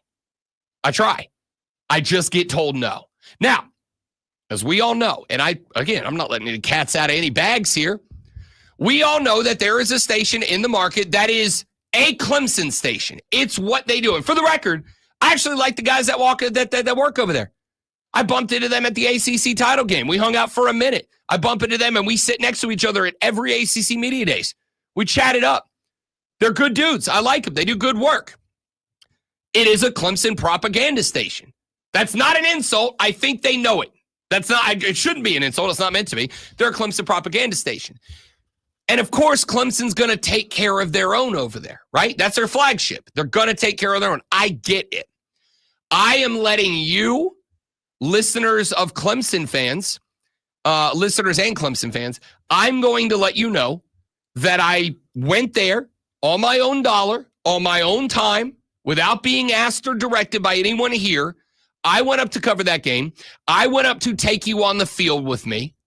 I went out there to give the story. I went out there to do everything I could do. I did not ask for Dabo Swinney. I said, can I get a coach on? Can I get a coach on? Can I get somebody on? And got told, I don't foresee that being a possibility for you. I'm not telling you this. Texter said, sounds like you are kind of upset about it, dude. How about ask again in 1 week or ask 1 week after the Tigers are eliminated? I ask year round. Okay? I ask year round. And basically, I get interviews when we are at ACC Media Day or with one exception. Don Munson will come on this program anytime I ask him to. And we will get Don on. We will. We will get Don Munson on in the next day or two. Next week or two. Leading up to the playoffs, I will get the voice of the Tigers, Don Munson, on the show. Don always says, yes, he's a great dude. But The point that I'm making here isn't that it doesn't bother me any. It doesn't bother me at all. The point that I'm making is I went there to cover this team for you, to cover this game for you, to bring you as close to that action as I could possibly get you.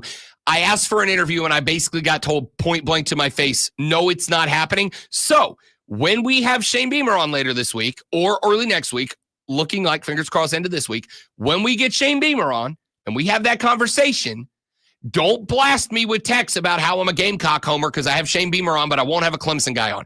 I tried. I didn't go to a single Gamecock game this year. I went to 2 Clemson games, including the ACC title game. Neither was I asked to. I did it on my own to bring you as close to the action as I could. I asked, I got told no. So just so you know, when you go, how come you don't have Clemson guys on? Point blank asked and was told no. Well, I was told I don't foresee that being a possibility for you guys. So again, don't care. I understand you're busy. You just won an ACC title program, title championship. You just picked up a berth to go play for the national championship. I get it. You're busy as hell. I understand. I'm not upset about it. Very frequently do I get asked to do stuff, and I'm like, I can't. I got too much crap to do. I can't do it. I understand that. I am simply telling those of you that are Clemson fans that do not listen to the propaganda channel, you listen to us, which we appreciate, that it is not for a lack of effort. I was turned away to my face point blank. Texas said, Shane has more free time. LOL, you say you don't care and have Brent ranting for 10 minutes. I'm not ranting. Again, Lonzo knows what a Rob Brown rant sounds like. This is not a rant. I just want to say that this sounds like a little hurt in there. It really does. And I'd be interested to see if any of the coaches come on wire to wire. And if they do, then we know specifically it's this show. And if it's specifically this show, then it's my fault they won't come on. Oh, for sure. Absolutely and, it is. And I am not apologizing. Absolutely it is. So, I am not apologizing at all. So the reality of this situation is my bet is it's he meant we're just too busy. Like we just won an ACC title. We're going to the playoffs, which is fine. I understand that. This is not a rant.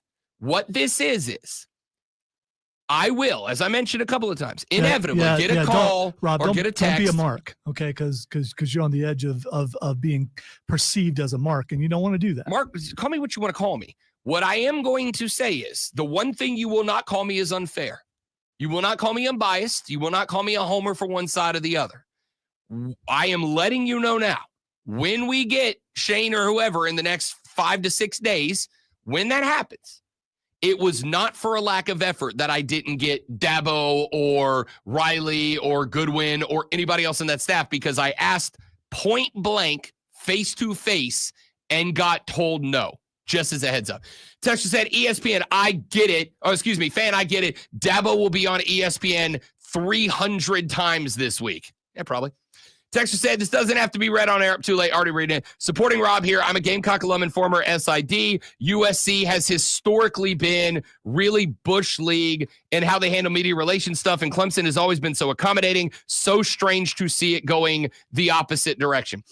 For the record, this is the first time that there has been an issue like this. USC has been very good when we have asked that we have received. We've had Dawn, we've had Lamont, we've had Shane, we'll have them all again.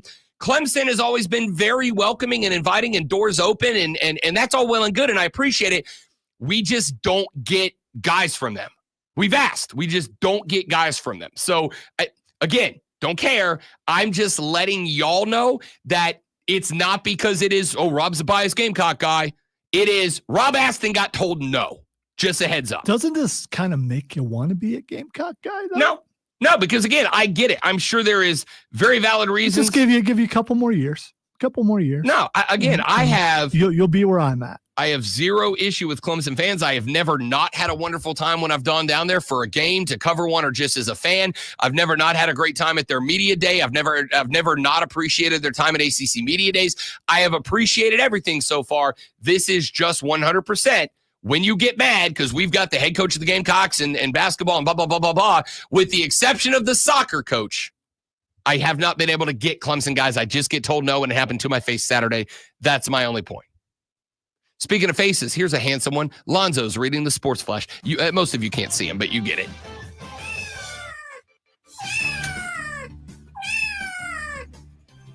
Yeah, I'm willing to go late just for that. Kansas City Chiefs clinched the AFC West last night as they beat the LA Chargers with a doink field goal off the left upright, 19-17. Patrick Mahomes with 24-37 for 210 yards and a touchdown. The Chiefs improved to 12-1 on the season and have won the AFC West for the 9th year in a row.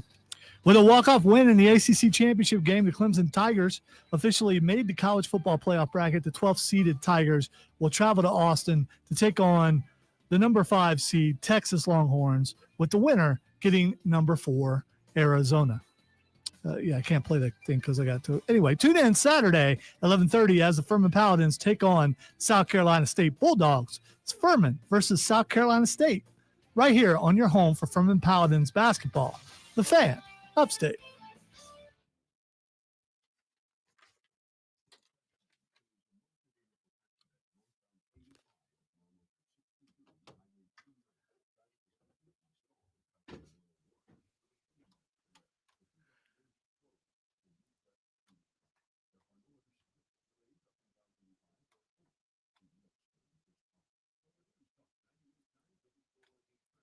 Right, James, with their 3rd kicker of the season since Butker's been hurt. But he will be back soon, according to what they said last night.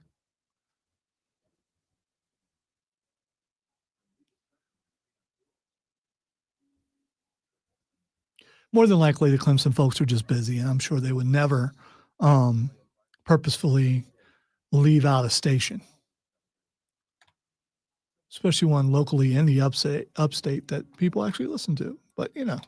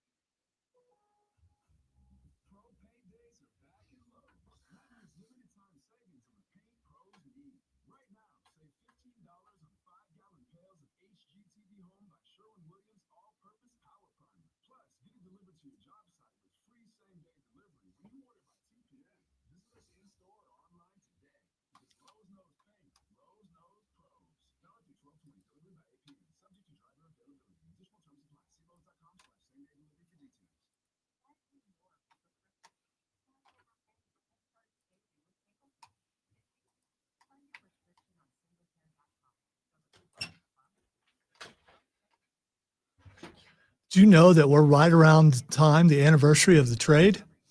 The trade? The trade. Which? Well, on this station, the trade. Oh. The most controversial trade ever in this building.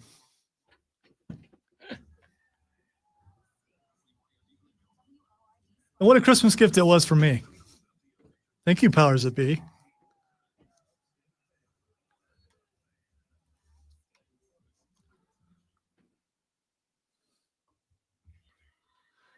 QC, first break.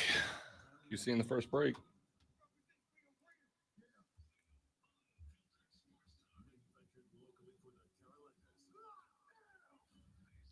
The doink for the division. It's amazing.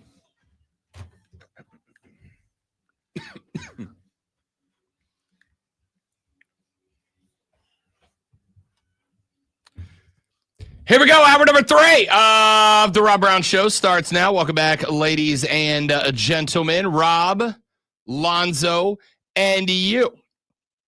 844-326-3663 is the renewal by Anderson of the Carolinas fan phone. If you want to jump on board, now is a wonderful opportunity. You can text us on the text line at 71307, 71307. Start your text with FAN, F-A-N, FAN, F-A-N. We will read it on the show. You can tweet me at The Rob Brown Show. You can tweet Lonzo at Lonzo on Word. You can tweet everybody at The Fan Upstate. And, of course, On top of that, the Ray Memorial Hotline is open for you right now. Go to the Odyssey app, AUDACY. Go to the Fan Upstate page, click on the little circle button with the microphone in the middle of it, and drop us a line that we can then turn around, edit if necessary, and play on the air. We'd love to have you on the Ray Memorial Hotline as well. So let's get back to it, shall we? Let's do this. We do at 8 o'clock in the AM. We do the audio blitz. Now, the audio blitz is usually the best sound that we have heard from around the sports world since the last time that we did the audio blitz. But sometimes it has a theme to it. And today is one of those days. The theme of the audio blitz today is going to be the college football playoffs. Of course, yesterday, the bracket was revealed in its entirety. Clemson, by way of winning the Atlantic Coast Conference Championship, is in. They are in as the 12 seed. They will get Texas in the first round. SMU lost the ACC championship game, but did finish the regular season 11-1. The committee said that if SMU lost the title game, that there was a chance that they could be dropped behind the University of Alabama, and Bama would sneak in. Alas, they decided at the 11th hour not to do that, not to drop SMU behind Bama, to give them the credit for participating and making a hell of a game out of the ACC title game. Well, the bracket got released yesterday. Here's some sound from yesterday's bracket release show. Let us begin by Nick Saban's initial reaction to the bracket. We've talked about this all year on College Game Day, that who you play has to matter, has to be important, whether that's talking about Alabama or anybody else in college football. If you want to incentivize scheduling, then you have to take that into consideration. Well, what's your reaction, Nick, to seeing the decision the committee made with that final spot? Well, I think one of the things that I've mentioned, throughout this football season is if we don't take strength of schedule into consideration, is there any benefit to scheduling really good teams in the future? Like, here at Alabama, we're supposed to play Notre Dame, Ohio State, Wisconsin, Florida State in the future outside the league. Well, those are great games for fans to see, and that's what I think we should be doing. In college football, is creating more good inventory for great games that people are interested in. But do you enhance people wanting to do that? What's the athletic director going to do? He may go cancel all those games now, knowing that the SEC is tough enough. But at the same time, I do think the best teams are in the playoff, which I think is most important. And no coach should have any complaint about what his circumstance is relative to getting in the playoffs or out of the playoffs, because they all controlled their own destiny and they all had opportunities, and they had some flaws and bad losses that contributed to their circumstance. So this could be a learning lesson for each and every team and every individual on those teams. So, a couple of things out of that. Nick says, it's gonna take away big time out of conference scheduling. Yeah, that was inevitable. I told you that when the 12-team playoff was announced a handful of years ago. That's that, or I guess a year, however long it's been. I don't know. Of course, that's going to happen because, of course, this is going to happen. You are going to have a bunch of teams, especially SEC teams, Big Ten teams. Perhaps maybe the Big 12 was a little bit better than we thought it was. Big 12 teams. Maybe one day in the distant future, the ACC again, we'll find out. But you're going to have a bunch of teams that used to schedule those big OOC matchups that are going to stop because is there a benefit to it, right? When I look at a team like in Indiana, who played nobody all year with the exception of Oregon and Ohio State, and they lost, Ohio State, and they lost that game, but they didn't play anybody else and are 11-1. I think we have got to find the balance between strength of schedule success against the schedule strength and the results. And that I think is the balance we have to look for. Again, as Kurt Signetti pointed out, and I've got the sound from it somewhere. I just did not get it uploaded in time. I'll try to find it and see if I can get it uploaded by the end of the show. Kurt Signetti pointed out when he was addressing this controversy before the bracket came out this weekend that, yeah, the schedule is there, but he also pointed out Indiana was winning games on average 44-17. So, yeah, they didn't play anybody, but they beat the hell out of everybody that wasn't anybody that they played. Is there some conversation about that? Is there some kind of conversation to be had? We'll find out. Greg McElroy's reaction to Nick Saban's reaction. We really need to reassess seeding, how we do it, what guarantees we're making. If you win a conference, are you guaranteed a bye? I agree. Just seed them 1 through 12, and let's see how things stack up. But this was a very difficult conclusion to come to because there was really no winning, like you've all alluded to for, the better part of the last half hour. You had consequences on both sides. You put Alabama in the field. You are now de-incentivizing participation in a conference championship game because SMU, had they decided not to play the ACC title, they say, we're not going to go. They're at 8.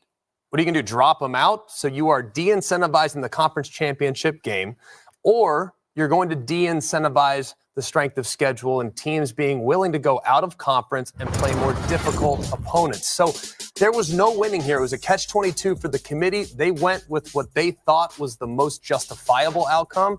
It's hard to push back on it, but I do think moving forward with where we're at with bloated conferences, with 18 teams, 17 teams, 16 team conferences, where not all conference schedules are created equal, we need to put a heavier weight on strength of schedule because Indiana's schedule is not comparable to that of Ohio State's schedule, and they're playing in the same league.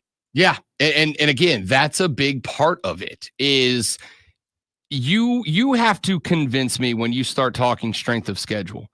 You have to convince me how we're going to talk about strength of schedule within the leagues before you start talking to me about strength of schedule intra-league, right? Across leagues, out of conference, etc. Texas is another example of that, right? Like it kind of blows my mind that teams are, people are talking about Indiana as if they cakewalk through everybody and they this, that, and the other and weak schedule and all that. And that's all well and good. Let's go look at Texas. I mean, yeah, they play in the SEC. And by the way, they should get some flowers because they scheduled Michigan at Michigan, by the way. They had to go up to Ann Arbor, beat them. Turns out Michigan wasn't as good as we thought. What else did they have? Oklahoma. They lost to Georgia. Vanderbilt, Florida, Arkansas, Kentucky. And then I guess if you want to include Texas A&M in that mix, Texas A&M. But like Georgia's schedule was tougher than Texas's. Now, fortunately for Georgia, it kind of all worked out in the end as Georgia got Texas a second time and got Texas a second time. But I think there's a lot of discussion about the concept of strength of schedule and can we level that playing field? I don't know if there is a way to level that playing field, right? I don't know if there's the way they level the playing field in the NFL, for instance, is you play everybody in your division twice, and everybody in that division plays everybody from 2 other divisions. So the schedules are relatively balanced from division to division with those couple of wild card games based on results from the year before. So I don't know what the answer to that is. I don't know if it can be done. That is part of the reason that I have said the biggest issue that you have with all of this is that playoff rankings, when you do them this way, are inherently subjective. Inherently subjective. The only way to make them non-subjective is to go back to a BCS computer model. Now, there's still the possibility of subjective because those programs have to be written and coded in there somehow. And there's any chance that a bias might be coded into the computer program that isn't recognized But that's the only way to get as close as you can. However, there's a guy on Twitter that still runs the BCS software just to show you what the B. According to the BCS, Alabama would have been in the top 12. Now, there's a lot of you that think that's the way it should have been, that Alabama should have gotten into the final 12, that they earned their way in, and the BCS would have put them there. There's a lot more of us that go, yeah, we realize what Bama is, and we realize how that whole thing worked out. I think a lot of you, and by the way, this is from somebody who picked Alabama to be a national championship game participant this year, right? So I had a valid reason for wanting Alabama in there to make me look smarter, like I know ball. But the BCS would have thrown Bama in there. And we would have all, well, a lot of you would have had a gripe about that as well. So the point is, the way we have it organized is inherently subjective. There's no way around it being subjective. There's no way around it being subjective. So how do we find the balance? How do we find the balance between who you played, how you played them, where you played them, when you played them, what the score was, strength of schedule, results versus that schedule? And the answer is, I don't know. The only solution I have is expand the committee to 100 people and let them vote, just like the AP poll. Herb Street's reaction. Yeah, the committee coach was in a tough spot, and I think it had everything to do with what happened late in the year to Alabama. I think we all look at Alabama's resume. We applaud the effort and what they did against top 25 teams. But I think the loss to Vanderbilt, and then, of course, the loss at Oklahoma ultimately had to do them in. Because if you put the resumes side by side with SMU and Alabama and what they had to go through in the gauntlet in that SEC, it gives them an advantage. But they lost that game. And the way they lost that game had to matter. And I think, I'm guessing, that the committee had to look at that. And SMU was a team that was ahead of Alabama by 3 spots last week going into this bonus round where Alabama didn't have to play that extra data point, and they lose on a last-second field goal after really doing a great job, Greg, of fighting back to get into the game. And the committee recognizes that and honors that, and so here we go. We got the field, some great matchups, first ever 12-team playoff, first round on college campuses. It's going to be wild. I mean, it is. I'm not disagreeing with that. It's going to be a blast. It's going to be entertaining. We're all going to watch, even if you're mad as a hornet about the whole setup here. At the end of the day, it's going to be entertaining as hell. Whether Bama's in, South Carolina's in, Ole Miss is in, Indiana's out, it's going to be great. And when it comes down to it, that's why nothing's going to necessarily happen. All right, couple of clips I have from Ward Manuel, the College Football Playoff Selection Committee chairman. What's the chairman? Yeah, that's the word. Anyway, Ward Manuel had a couple of things. He reacted to SMU over Bama and how they got there. Your debate on television really sums up the debate in the room. We looked at the number of wins that Alabama had against ranked opponents. We looked at SMU's schedule, and they were undefeated in conference. Their losses were to ranked teams. But we also looked at Alabama's loss to unranked teams. And it was quite a debate. I mean, we value strength of schedule. That's why Alabama, as a 3-loss team, is ranked ahead of other teams that have 2 losses. It is something that we talk about quite a bit. But in the balance of it, in the way SMU played in that game, losing on the last-second field goal, great win by Clemson, great game. We just felt that in this particular case, SMU still had the nod at 10 above Alabama. But it's no disrespect to Alabama's strength of schedule. It's merely looking at the entire body of work for both teams. Hey, no disrespect, huh? No disrespect, Alabama. You did a great job. We respect what you did. No disrespect. But it wasn't quite good enough. No disrespect, though. No disrespect. Not disrespecting. No disrespect. Asked if Indiana faced the same criticism as Alabama did. Absolutely. We did that the week prior. We did it this week. We talked about where teams are and looked at their schedule again, looked at who they played. who they beat, how they played in those games, in terms of their schedule, in their strength of schedule. All of those things were discussed quite heavily, actually, in the grouping of those teams as you look at them and how they came out to be ranked. Yeah. I mean, again, like, I will say this, based on how that played out and how that worked out, I don't feel, and I don't know if any of you do, it doesn't feel like there was any preferential treatment anywhere this year. Does it? Like, am I missing it? If there is, tell me if there is. It doesn't feel to me like there was any preferential treatment. Last year, it felt like there was preferential treatment. Last year, not only did it feel like preferential treatment, but it felt like it was glaringly and blatantly obvious that there was. This year, it doesn't feel like there was preferential treatment. This year, it feels like, you may not love the idea of why teams are where they are. It doesn't feel like anybody got in because they the SEC. Doesn't feel like anybody got in because they're the Big Ten-y. I don't know why I gave you that accent. Come on. Minnesota. It's because of Minnesota. Okay. It's Minnesota's fault. All right. Blame Minnesota. Blame the Gophers.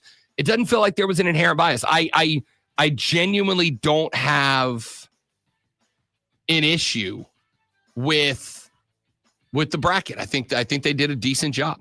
All right, we'll talk more about it. We got to get into some NFL talk and more as the show rolls on. The Rob Brown Show, the Fan Upstate.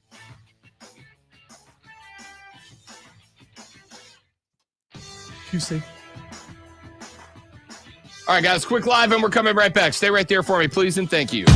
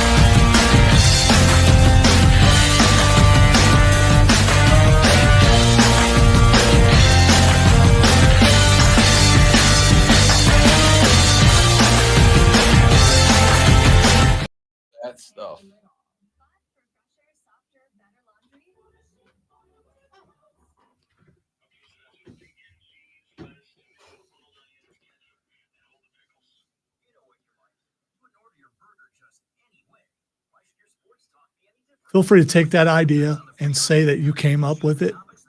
I'm okay with that.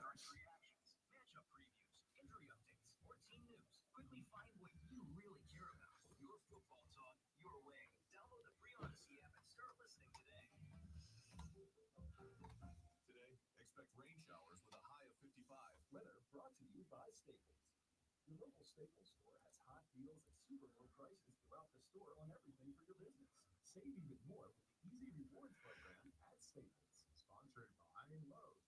Shop limited time deals at Lowe's. Right now, get up to 30% off select major appliances to save big this season. Lowe's knows deals.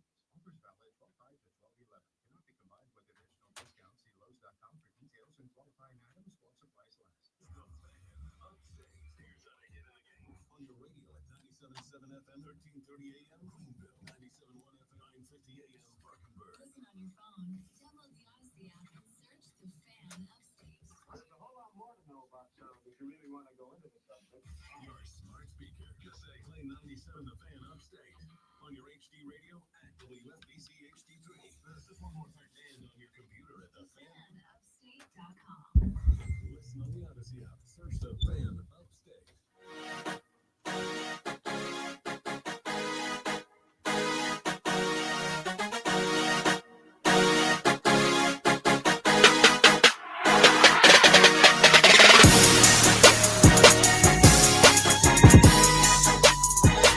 The Rob Brown Show continues. It's the Fan Upstate. You want to keep talking college football? Now is a wonderful opportunity to do it for you. I don't know why that just happened.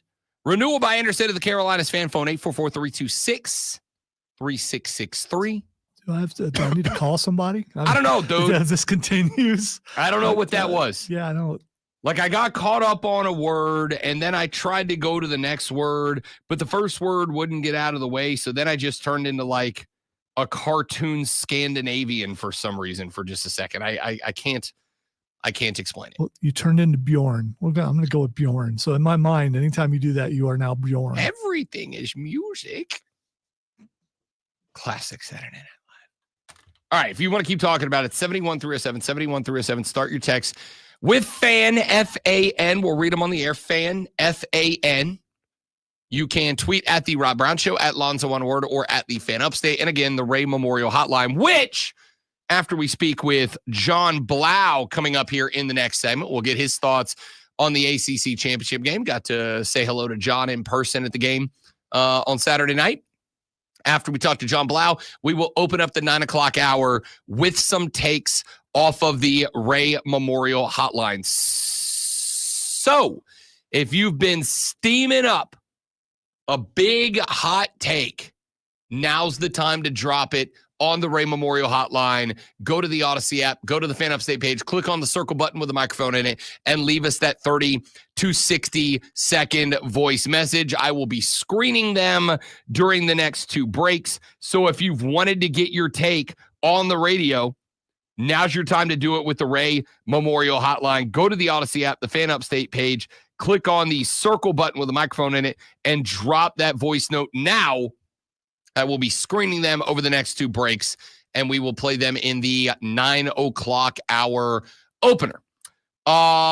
Text said, Rob, the committee got it right, in my opinion.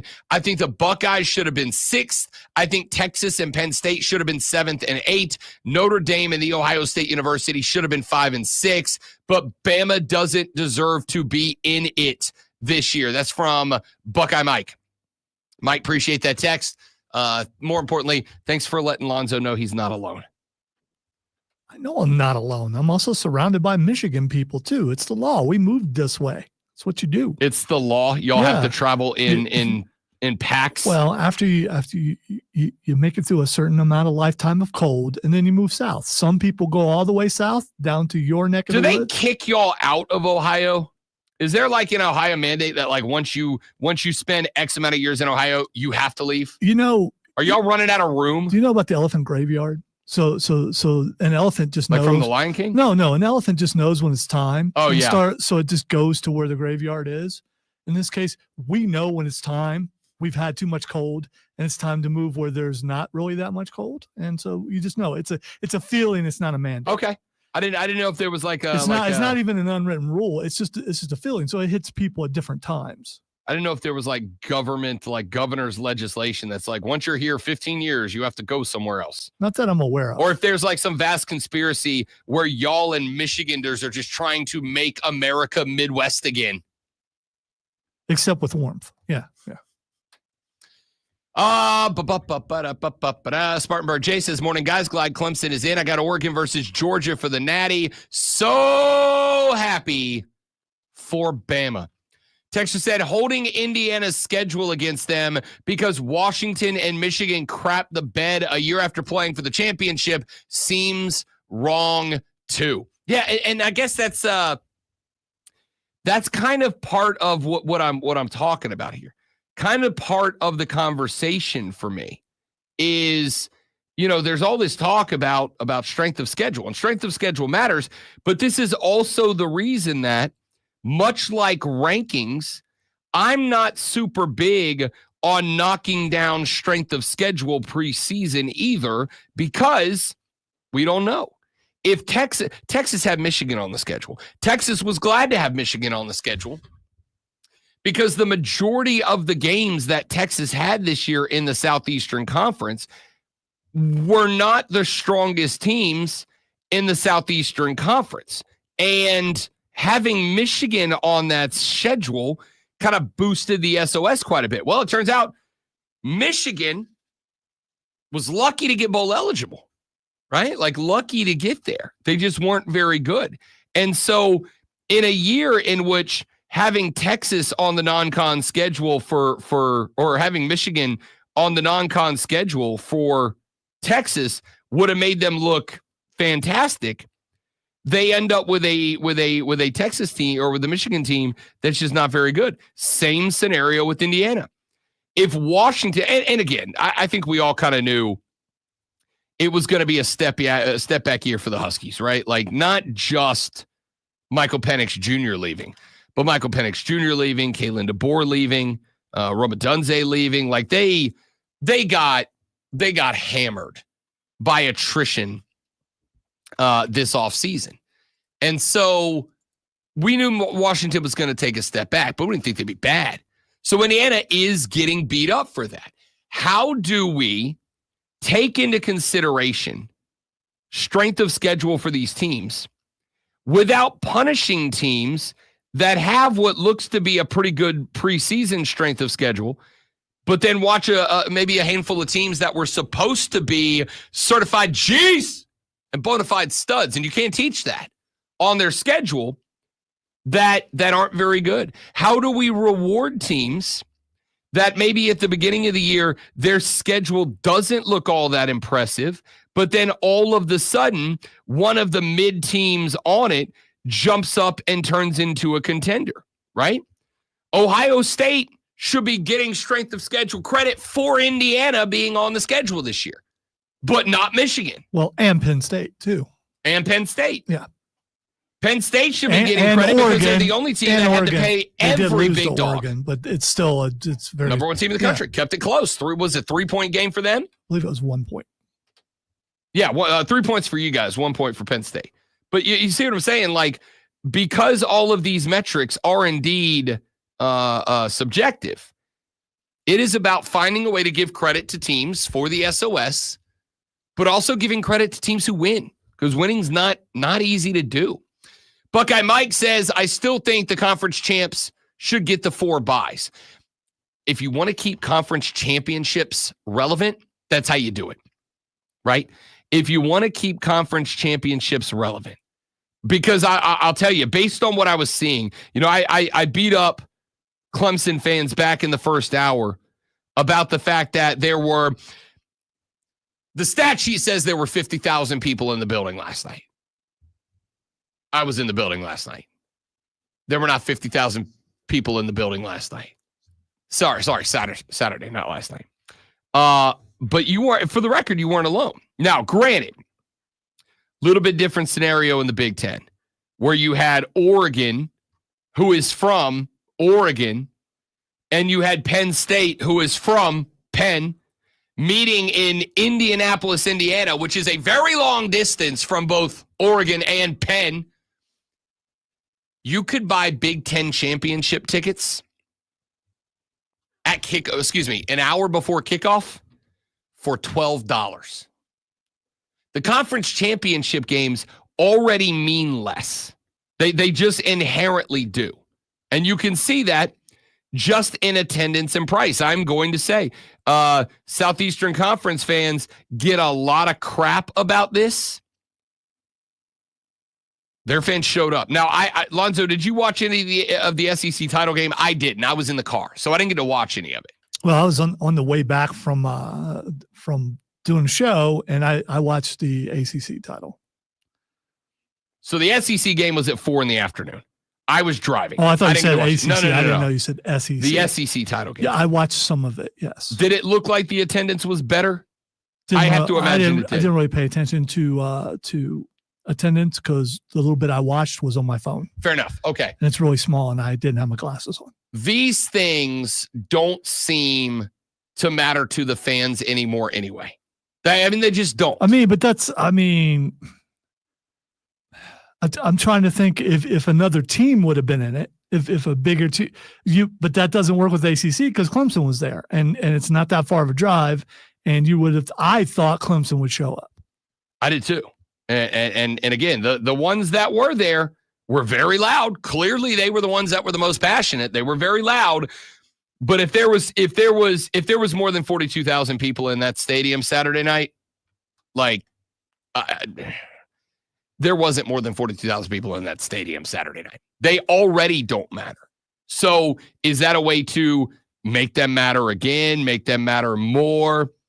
Again, they're not going to get rid of them because that's a big paycheck day for the conferences. That's why they go out all out on these things. It's a paycheck day for the conferences themselves, and they don't want this to become irrelevant because that's a big damn paycheck that just disappears if it does. So do we need to reward them more? Can we? I don't know. There are a lot of questions that we have to figure out. Texter said, Rob is a Clemson fan. I've been waiting to say this for a while, and apologies for the foul language, but horns down. Lonzo, you can't do that on the stream. You get us arrested. I just did. Texter said, how much can Georgia fans complain about playing a conference title game when the conference title game may have ended Carson Beck? They were already in the playoffs. Now, they were competing for a bye, but they were already in. So I don't know.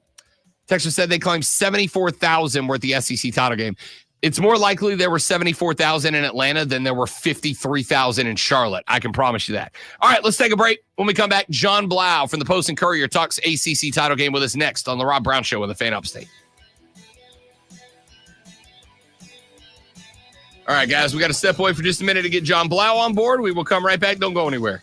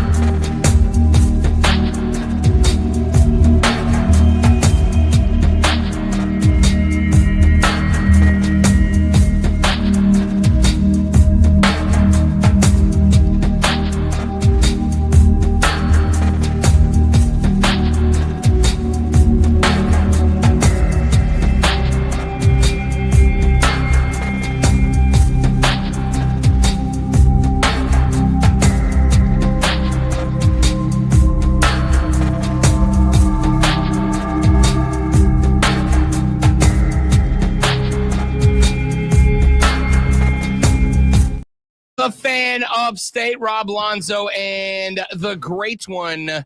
Excuse me, Rob and the great one Lonzo there. I'm going to get it together at some point. It's Monday. I can be multiple people. I'm okay with that. Yeah. Sometimes I am in my own head.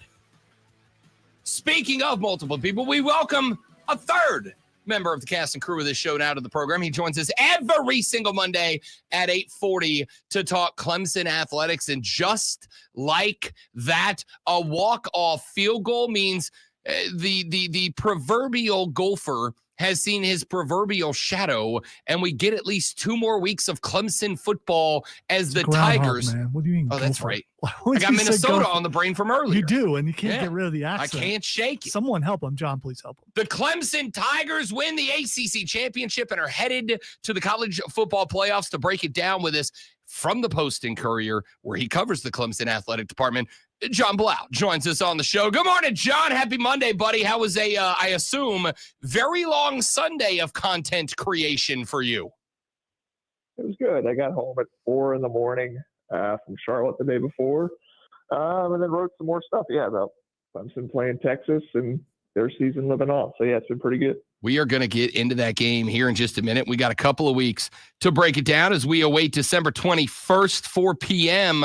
when that game kicks off at Austin, Texas, John Blau. But let's take it back to Saturday night and talk a little bit about this game. Clemson was on the forefront all game long until they let SMU put 17 up in the fourth quarter and tie the game with less than a half a minute left to go. What was the difference, in your opinion, from the first 3 quarters to the fourth?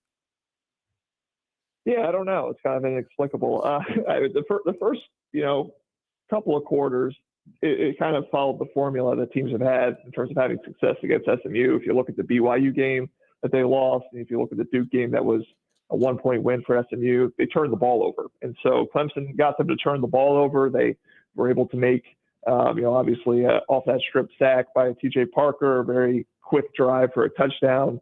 Antonio Williams, I guess this actually wasn't a turnover, just a mistake. Obviously, the unnecessary roughness on him on that punt.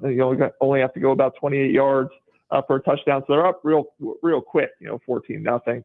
Got on them, and obviously they're able to build that lead, kind of sustain it through 3 quarters, and then just in the fourth quarter, for whatever reason, just defensively started having lapses again. Obviously, Kevin Jennings is a great player. He can make some plays with his legs, with his arm.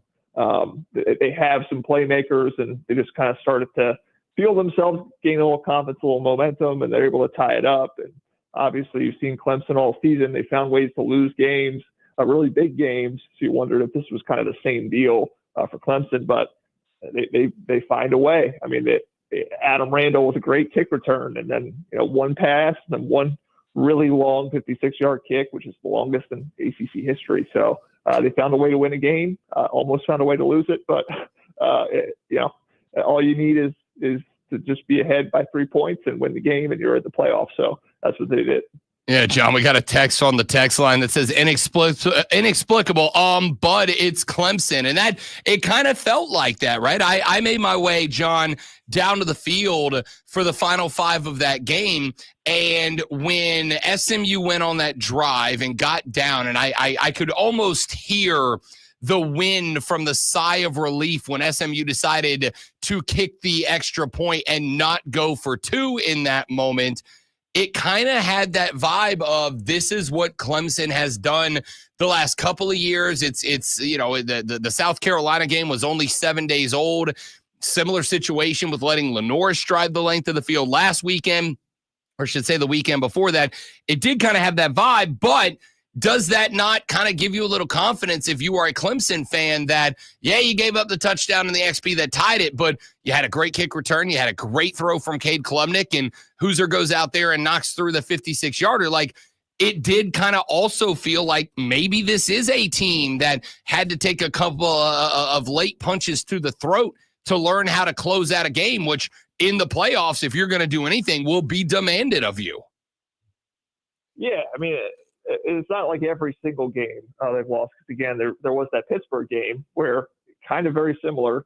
You allow Pitt to come back to get ahead, and you need a 50-yard touchdown from Cade Klubnik to win it. And so they've done this before. It's kind of hit or miss in terms of whether it's going to be you collapse or you eventually prevail. So, yeah, obviously you're going to face a lot of adversity. You got to be resilient. If you're playing in the playoff, you're going to play a Texas team that was number one in the country for a chunk of the season.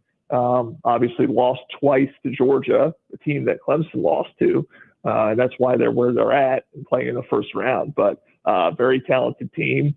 One of the better defenses are probably going to play all year. And so, yeah, you need that confidence that in that moment you can do just enough to kind of go out and win the game. And I think we've heard that from Kate Klubnik throughout the year, just that they have that confidence. Again, that Pitt game really gave them that confidence. He had that confidence in the final drive against South Carolina that they're going to win the game until he throws a ball behind Phil Maffa and it's picked off. So there's definitely that confidence. I think they built that throughout the year.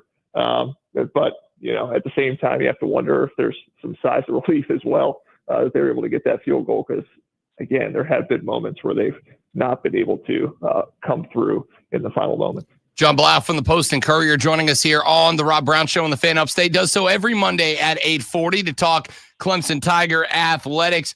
I know we got a couple of weeks out, John, but if I asked you as we get prepped for a road trip down to Austin, Texas to take on the Horns, what from Saturday night's game maybe stood out as something you'd like to see them grow on? What from Saturday night's game will need to change before you go take on Quinn Ewers and the Horns?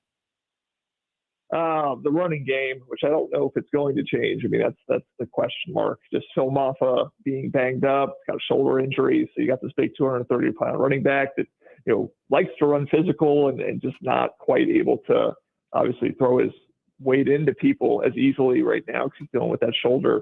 To only get, 64 yards rushing, I think that was probably part of why it was hard for Clemson to really salt that game away because they weren't able to just easily, move the chains on the ground. They had to go to the air. It's kind of hit or miss there. Klubnik even missed Wesco for one pass. It probably could have been like a 80-yard touchdown. But yeah, that's going to be something to watch. Whether 1 week is enough, 1 week off is enough for Phil Maffa to kind of heal up enough, or if it's going to be a lingering issue because obviously Jay Haynes was hurt as well during the game. We're not clear if he's out for the year or not. So I think that running game for Clemson has to take a step forward, or they're going to have an issue in terms of being able to sustain drives against a team like Texas. I was hanging out pregame with a couple of Clemson guys, John Blau, when we got into the conversation about Phil Maffa. And I know he's been brought up a number of times of is he hurt? How hurt is he? How banged up is he, et cetera? There were some spots where, Phil looked like he maybe didn't have the same burst that we were kind of used to earlier in the season. And then you had Jay to that conversation as well.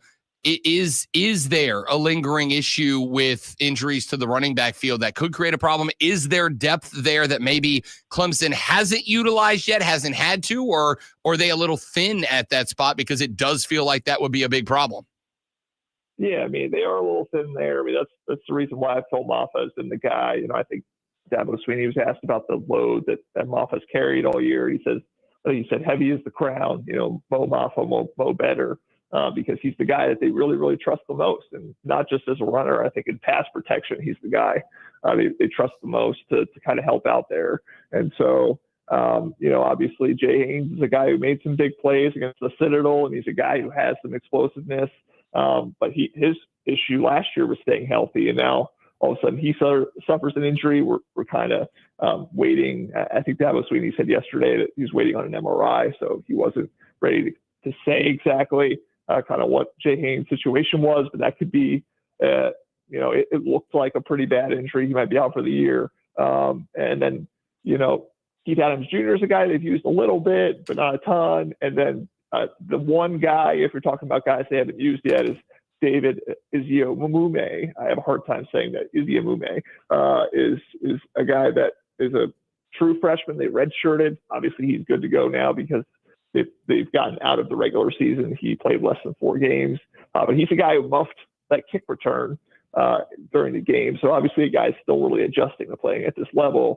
Not sure what he would look like if you put him in the backfield against Texas at Texas in the CFP, what that would be like. So that is a potential option, but it's kind of an unknown. And yeah, I mean, Maffa is the guy they trust the most. If he's healthy enough, they're going to play him. But yeah, what level he's at exactly is not totally clear. John Blau from the Post and Courier. Last one for you, John. And then obviously next week we'll spend quite a bit of time setting up that game against the Longhorns. But outside looking in between here and there, just your overall 30,000-foot view impression of what this game looks like. Obviously factoring, you got to go on the road. The Longhorns fans are fired up. They're obviously buzzing after losing the SEC championship game. If I asked you for a way too early preview right now, just your initial thoughts on round one playoff game number one for the Tigers. Yeah, I mean, SEC matchup, you lost your 2 SEC games this year. Again, the team that you lost to is the team that beat them twice, but obviously in a very close SEC title game. So this is a very good Texas team. Obviously a very familiar face in the secondary, and Andrew Makuba, the safety from Clemson that transferred over there last offseason.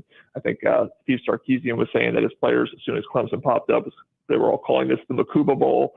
So obviously a little bit of intrigue there, a lot of intrigue with Clemson having these guys from Texas. Obviously, Kate Klubnik from Texas played against Quinn Ewers in high school for a state title game, and Kate actually usually got the better of those matchups. So a lot of intriguing storylines going into the game, but obviously again the overarching theme, very good football team from the SEC. Clemson has not been able to beat very good teams from the SEC, so they would obviously have to reverse that trend if they want to keep playing in this playoff.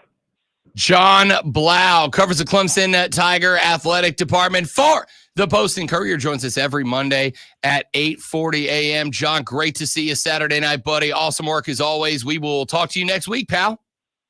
I appreciate it. Thanks, Rob. You got it. John Blau from the Post and Courier. You can follow him on X at JON_BLAU. John Blau is the best. We appreciate his time. When we come back, we take a listen to some of your notes on the Ray Memorial Hotline. If you want to get one in, now's a great time to do it. Go to the Odyssey app, the Fan Upstate page, click on that little circle with the microphone in it, and leave your 30 to 60-second note. I'm going to go pull a couple of them during the break. We will check out what you have to say on the Ray Memorial Hotline next. That's after Lonzo says what he has to say in this Sports Flash. And yes, I'm going to start every Sports Flash with Kansas City because I can. Kansas City Chiefs clinched the AFC West last night as they beat the LA Chargers with a doink field goal off the left upright. 19-17, Patrick Mahomes went 24 of 37 for 210 yards and a touchdown. Chiefs improved to 12-1 on the season and have won the AFC West for the 9th year in a row. With a walk-off win in the ACC Championship game, the Clemson Tigers officially made the college football playoff bracket. The 12th-seeded Tigers will travel to Austin and take on the number 5 seed Texas Longhorns, with the winner getting number 4 Arizona State in the second round. Ohio State will host Tennessee, with number 1 Oregon waiting for the winner. ACC runner-ups SMU will travel to Penn State, with the winner taking on Boise State, and Notre Dame will host in-state rival Indiana, with the winner getting number 2 Georgia. The playoffs start December 20th.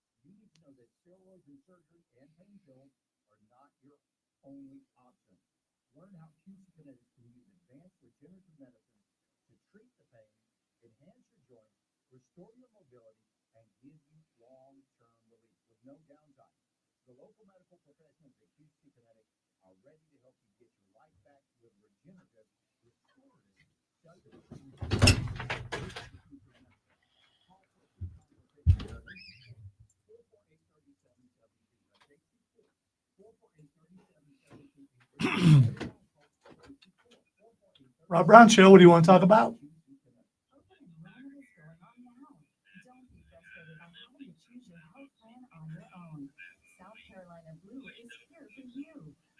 Okay, I will. I'll send an email to them, but it's one of those things. Once it's out of my hands, you know.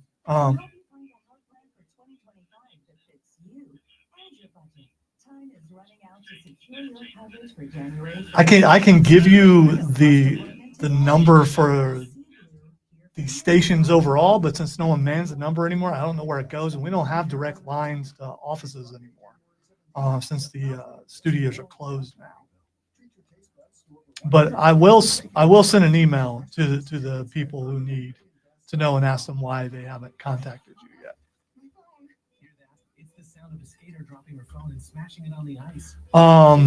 It says they will contact you.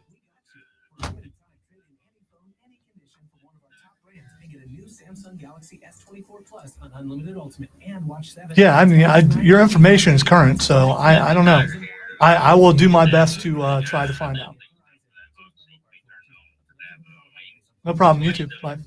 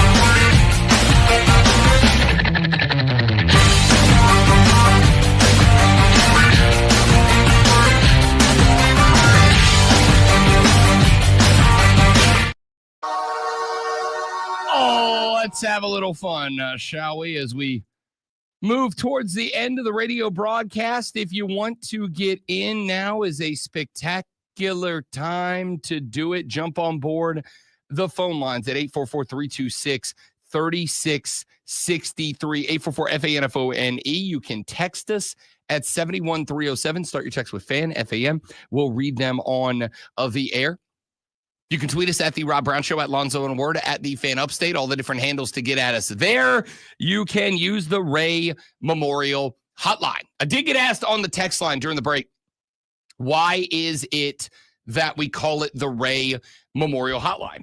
The answer is because millennia ago, there was a gentleman who would regularly text the show to tell us to hashtag stick to sports.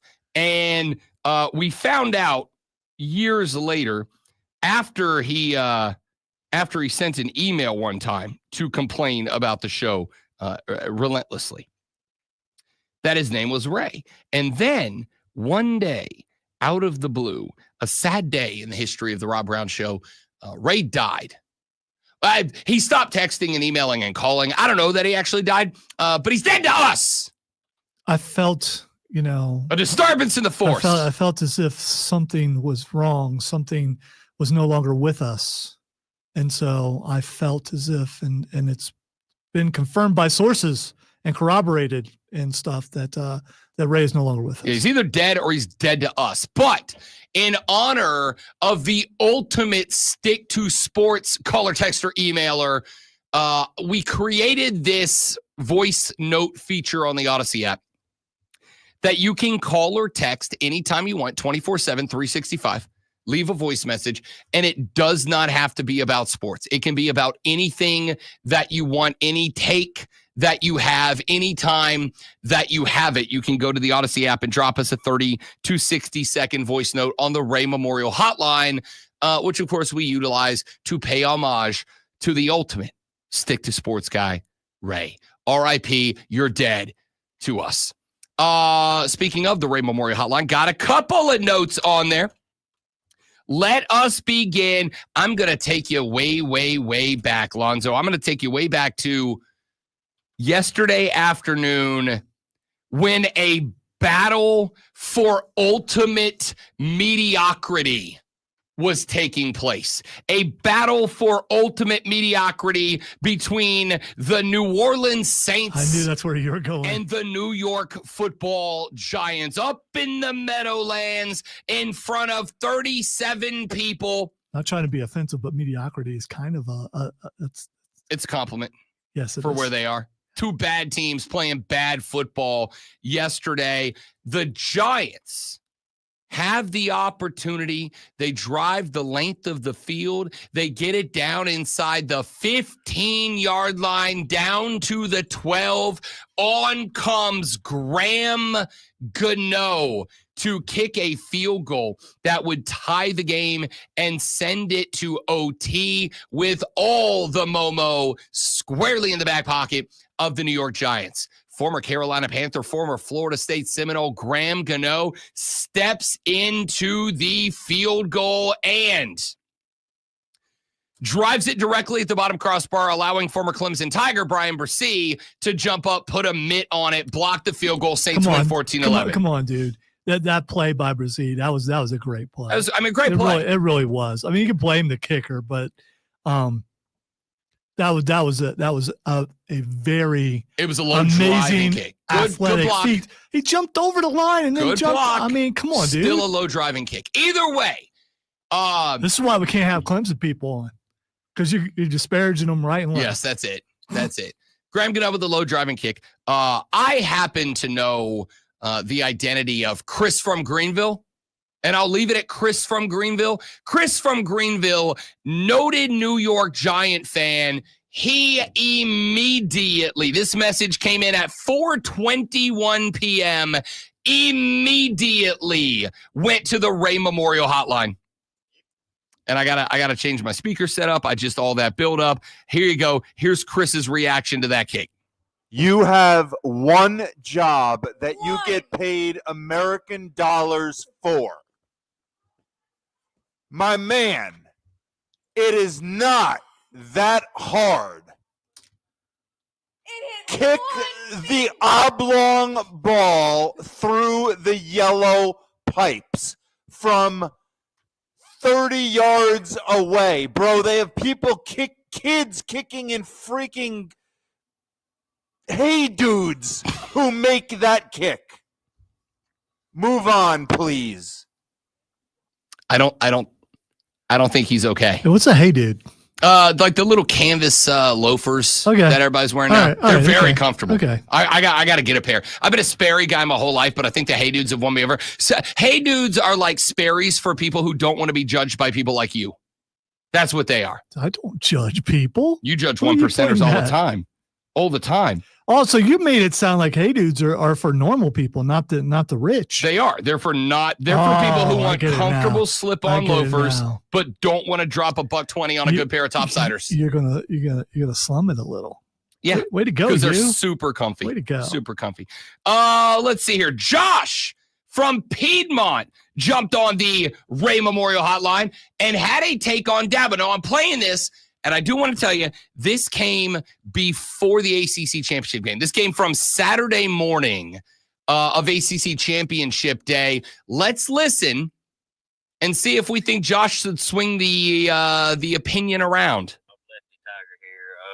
on the Dabo thing. I definitely think it's time for that hot seat to be turned on for Dabo. I mean, what he's done for Clemson has been awesome, but college football is a new sport now.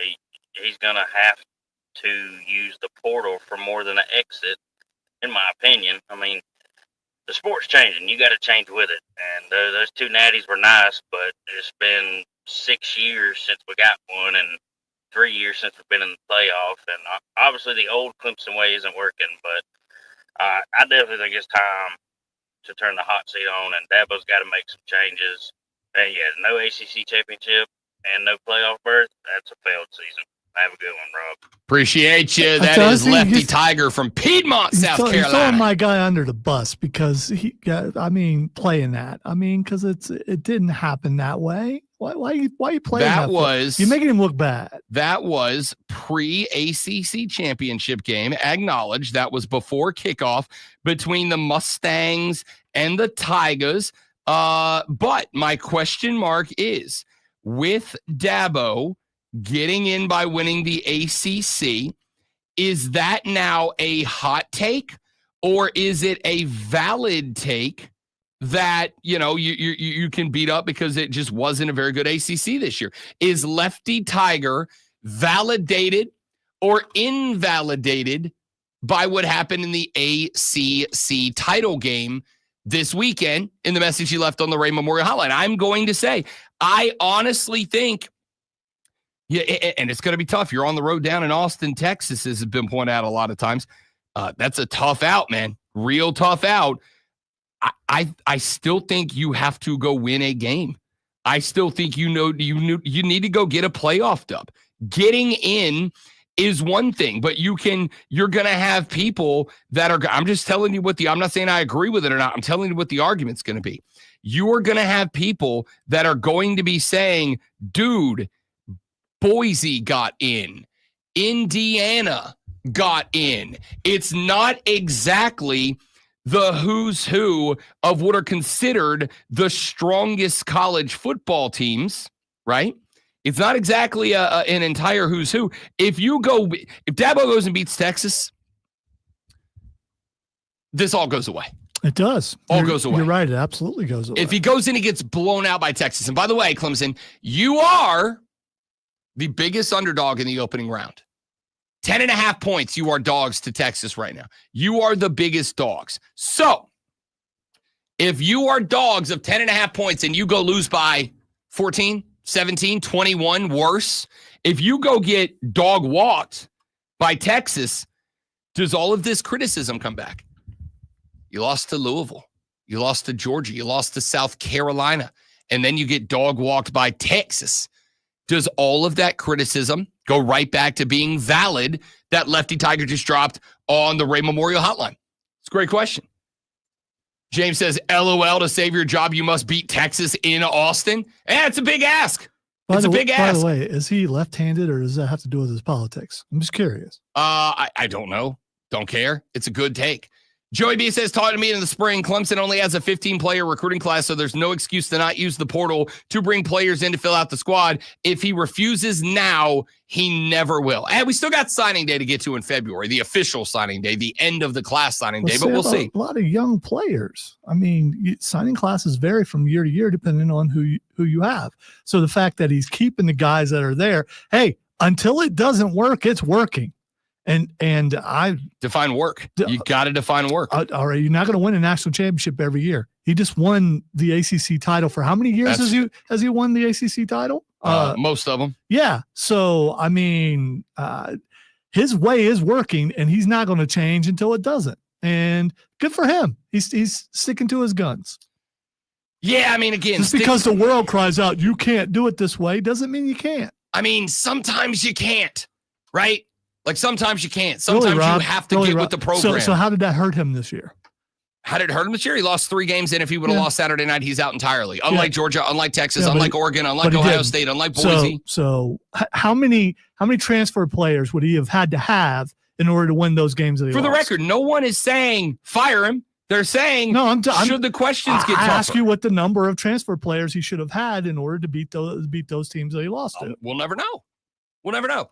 But if you're telling me that team could not have been improved this year with a couple of the guys that are playing other places like Texas and dominating, if you think Isaiah Bond, who played at Texas, wouldn't have been a great addition to that wide receiver core, you're just wrong. Me backing Dabo means nothing to Dabo, but I back him. Stick to your guns until it don't work anymore. Why fix it if it ain't broke? I don't know that it's not broke. We'll find out. It's Chris, only broken because you guys think it is. Excuse me. Dan dropped a line on the Ray Memorial Hotline. Well, you'll hear why I love it. Arms wide open.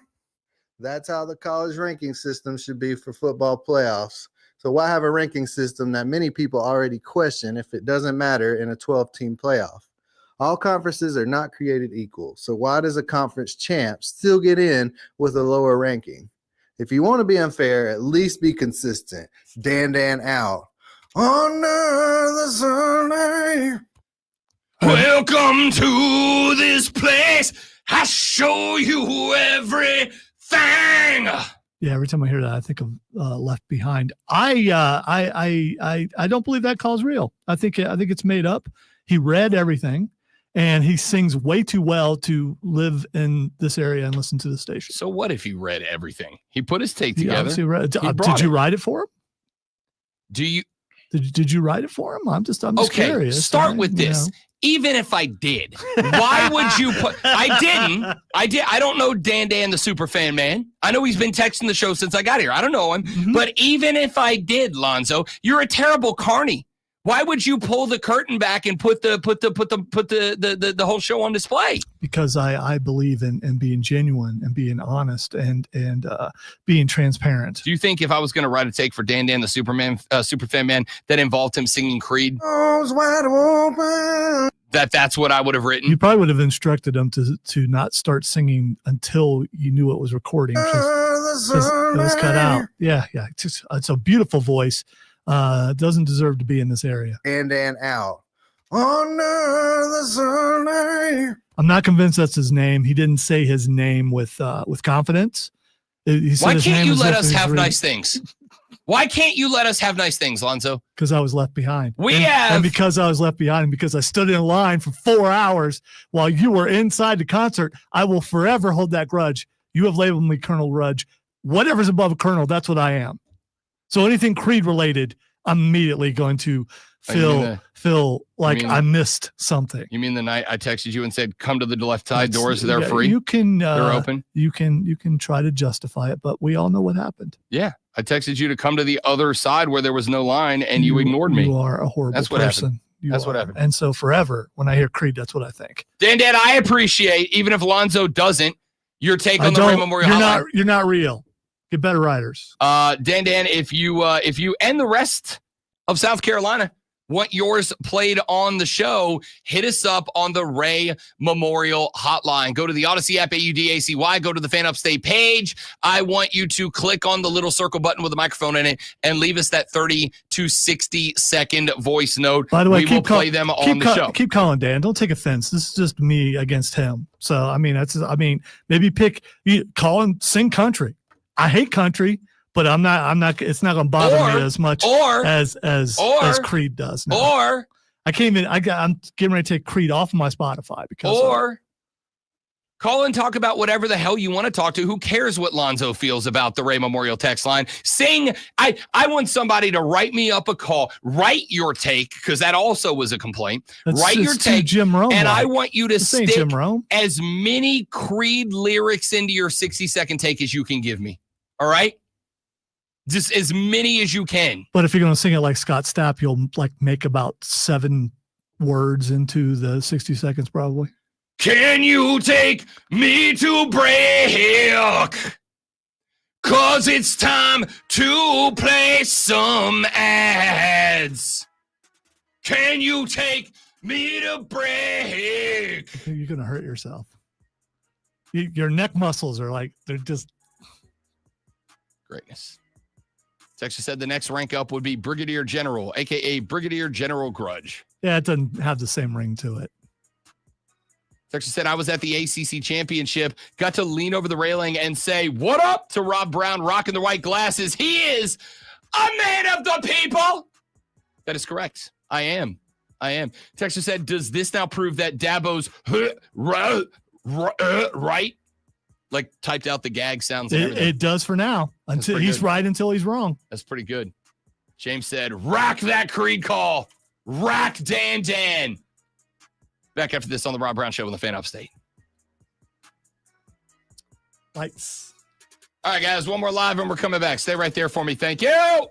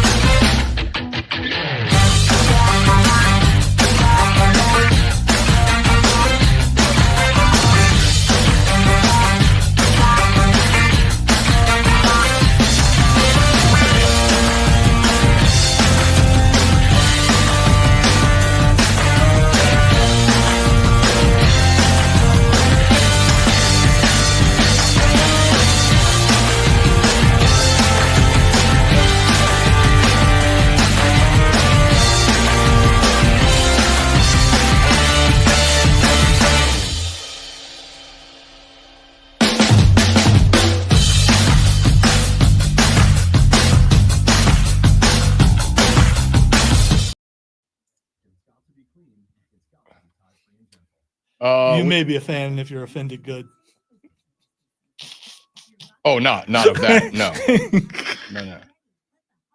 No, James, we suck. Well, that's not good. There's left my flashlight on for hours. When did you turn your flashlight? Because I dropped the pen. Maybe it wasn't in hours. It was just.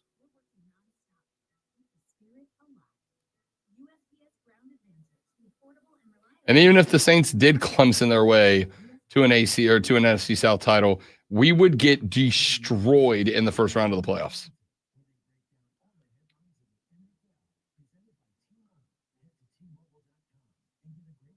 Probably by you, probably by the Eagles. That's why you're asking, isn't it? You want the bye in the first round of New Orleans. I get it.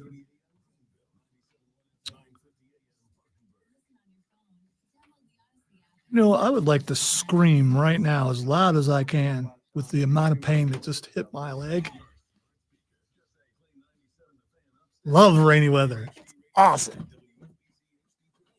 Oh, man, that hurt. It's still hurting, actually. That's what I get for criticizing Dan. Karma.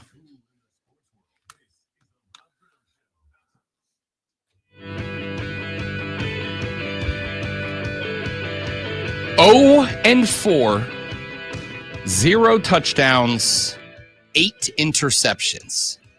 That is the stat line for Kirk Cousins' last 4 performances as an Atlanta Falcon. Last week, I said on the show, Atlanta, it's time to roll out Michael Penix. It's just time. How bad is Michael Penix?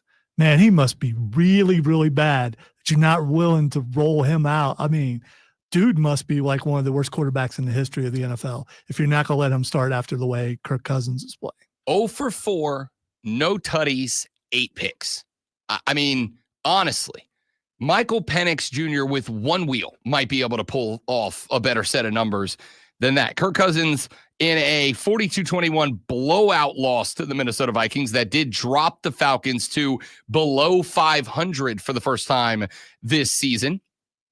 Went 23 of 37, 344, no touchdowns, and another 2 interceptions. Not ideal. Not ideal. I don't know what to tell you. It's a bad look. You got 158 yards on the ground, 92 out of Bijan Robinson. Tyler Algier had 63. It's not a game that Atlanta should have lost by 3 touchdowns. It's just not. When you stack 158 rushing yards and 2 rushing touchdowns, when you stack those numbers that way, there is no reason to get blown out like you did in this game. Now, we got to give some credit to Sammy the Big D, who went 347 yards and 5 passing touchdowns. Aaron Jones took my advice, cradled the baby. He scored a touchdown, had 73 rushing yards as well, and didn't fumble the ball. I told you. Just let your wife kind of give you a little stiff arm into the couch. It's still wrong. That was like the wrongest thing ever on the show. That was? Yes. That's what I'm going with. So far is good. You didn't need to lose this thing. Look, you caught Sam Darnold on a day where Sam Darnold said, why don't you go ahead and inject me back into that MVP race, please and thank you. Yeah, Sam Darnold had a day where he said, Josh Allen who? And threw for 5 tutties. Yeah, I say that all the time. Yeah, I know you do. Even when my man rushes and throws for 3 touchdowns, something that has never been done in the history of the NFL. All the flop-in videos and all the stuff he got away with that I sent to you. That's all over the internet. Yeah, dude. Like everybody does that. Well, I was watching. Well, no, you're not going to acknowledge it because obviously you're of the mindset that it's all the Chiefs and you cannot open your eyes. I wish to open your eyes. What I'm trying to do so you could see what the referees do for Baltimore and for and for the whatever team that is. If you're mad at Josh Allen for a flop, you should be mad at the NFL for allowing flops to be called because that's all it is. It is strictly flop. That's exactly what he is in the playoffs. 50,000% showmanship because it gets you flags, dude. And also, by the way, I told the boys last night around the fire, do me a favor and count how many chefs' first false starts don't get called. And the answer was all of them. So again, not much of a leg to stand on. Wow. You are a perpetrator of disingenuous takes, and you are a part of the problem, not part of the solution. I want you to rise above and go, I will not be like all these other people pointing out flaws, because you can find false starts and all those things in every team in the NFL if you want to. Lonzo, you can. But because sports media has decided that the enemy is the Kansas City Chiefs because of what they're so good. In the end, I think you're starting to turn on Kansas City because they're chipping away at everything New England. and suddenly your guy, your boy, Tom Brady is going to be irrelevant in every way. You're not chipping away. All right, put that aside. Put that aside. Lonzo, your right tackle false started every pass play. Every pass play. Not true. Not overwhelmingly Not majority. True. Every pass play. Not true. It is absolutely true. Not true. Not true. As we talked about the difference between penalties called against the Chiefs and penalties called against LA already, and the fact that there are twice as many against the Chiefs.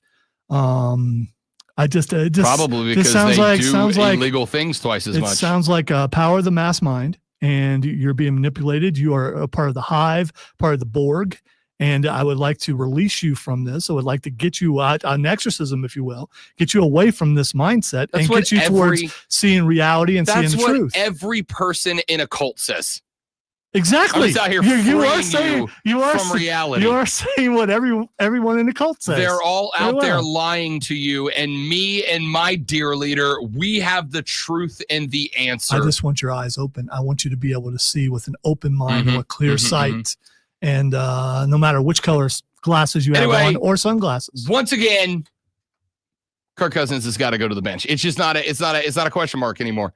Mac popped in. He's a Falcons fan. He said, "Yeah, Rob is getting bad. Only good spot is the running backs on the offense." Yes, that is correct. That's as bad as it gets. I have said for a very long time, and will continue to say for a very longer time, wins and losses are not quarterback stats. Never have been. Never should be. You cannot put. So who them else needs to be just on benched QB. then? Who else needs to be benched? After just saying that, it can't be all Kirk Cousins' fault, right? It turns out I wasn't done with my take there. Wins and losses aren't a quarterback stat. However, losses can be directly attributed to a quarterback and other players too, not just a quarterback. If you are keeping the career win-loss stat or a season-long win stat, and you go, okay, Kirk Cousins is 6-7. No, there are 2 or 3 losses the Falcons have suffered this year that are not Kirk Cousins' fault, where he goes out and goes for 320 and 3 tutties, and they're good. And they lose because the defense isn't that good or because the run game never gets off the ground.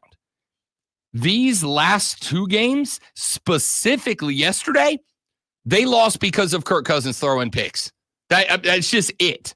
They lost because of Kirk Cousins throwing picks. So the only way, and Trey popped on and said what I was about to say as I was about to say it. The only way that you do not roll Michael Penix out there is if you genuinely believe that he is not healed. He is not healthy. He is not ready. If you think that knee is just not ready to go yet, which Trey said Jonathan Brooks, who went down to a non-contact injury for Carolina yesterday. If you think his knee is in any way, shape, or form not ready to go, then no, keep him on the bench. But Atlanta's in a spot to win the division right now. Even still, even getting blown out by 3 touchdowns. Just about everybody in the South is in a position to win the South. You're not wrong. You're not wrong. It's ugly. Tampa 7-6, Atlanta 6-7, New Orleans 5-8, Carolina 3-10, and yet still not eliminated. At 3-10, they're not out of the hunt. It's real not good.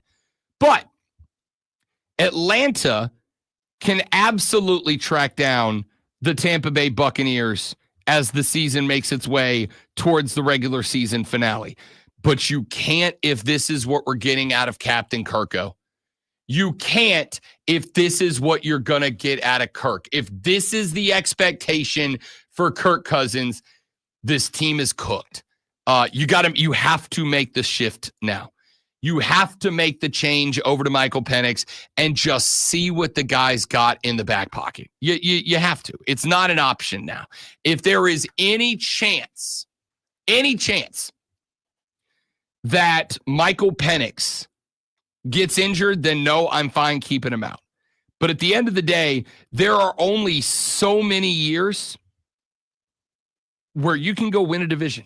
It's not something that happens unless you're Kansas City annually. or Buffalo.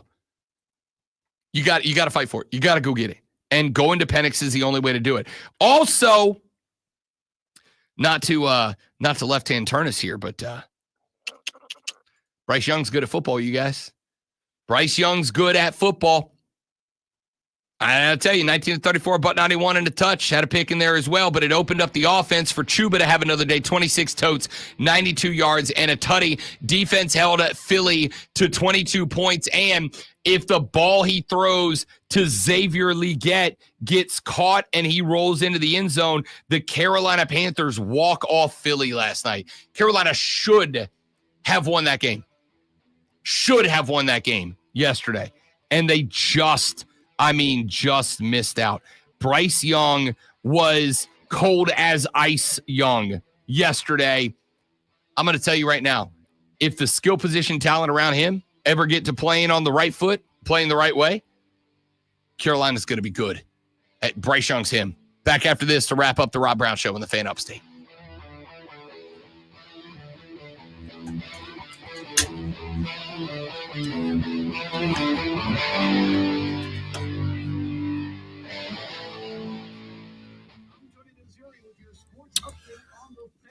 A master troll trolls any way he possibly can, James. Thank you for admitting it. And just wearing Kansas City gear when you're going up against the Rob Brown mindset is trolling. How can you root for the Chiefs? You're not one of us. You're supposed to hate them and disparage them.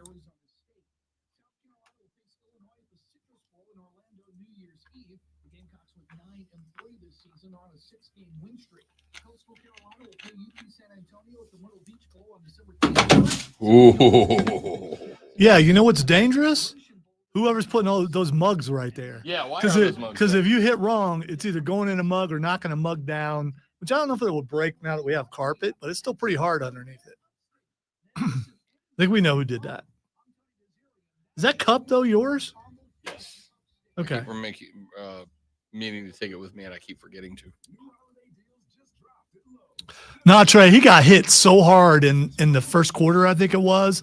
I think he was still feeling it. If I recall, I think he actually went in the 10th, too. I think his ribs at least were ginger, and I think he struggled the rest of the game because of that.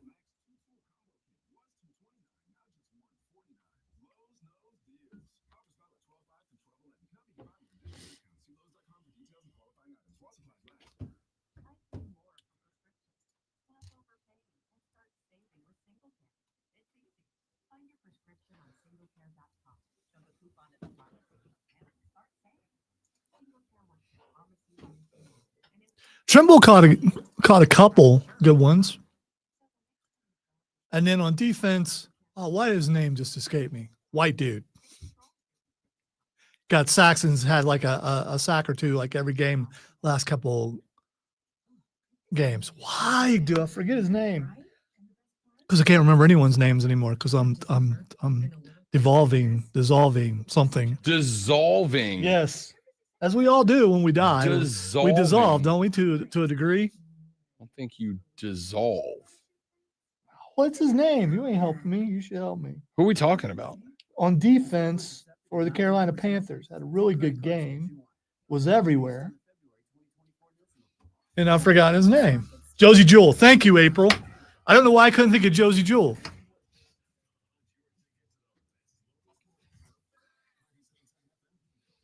I'm just caught up with Lonzo dissolving. Yes, devolving and dissolving.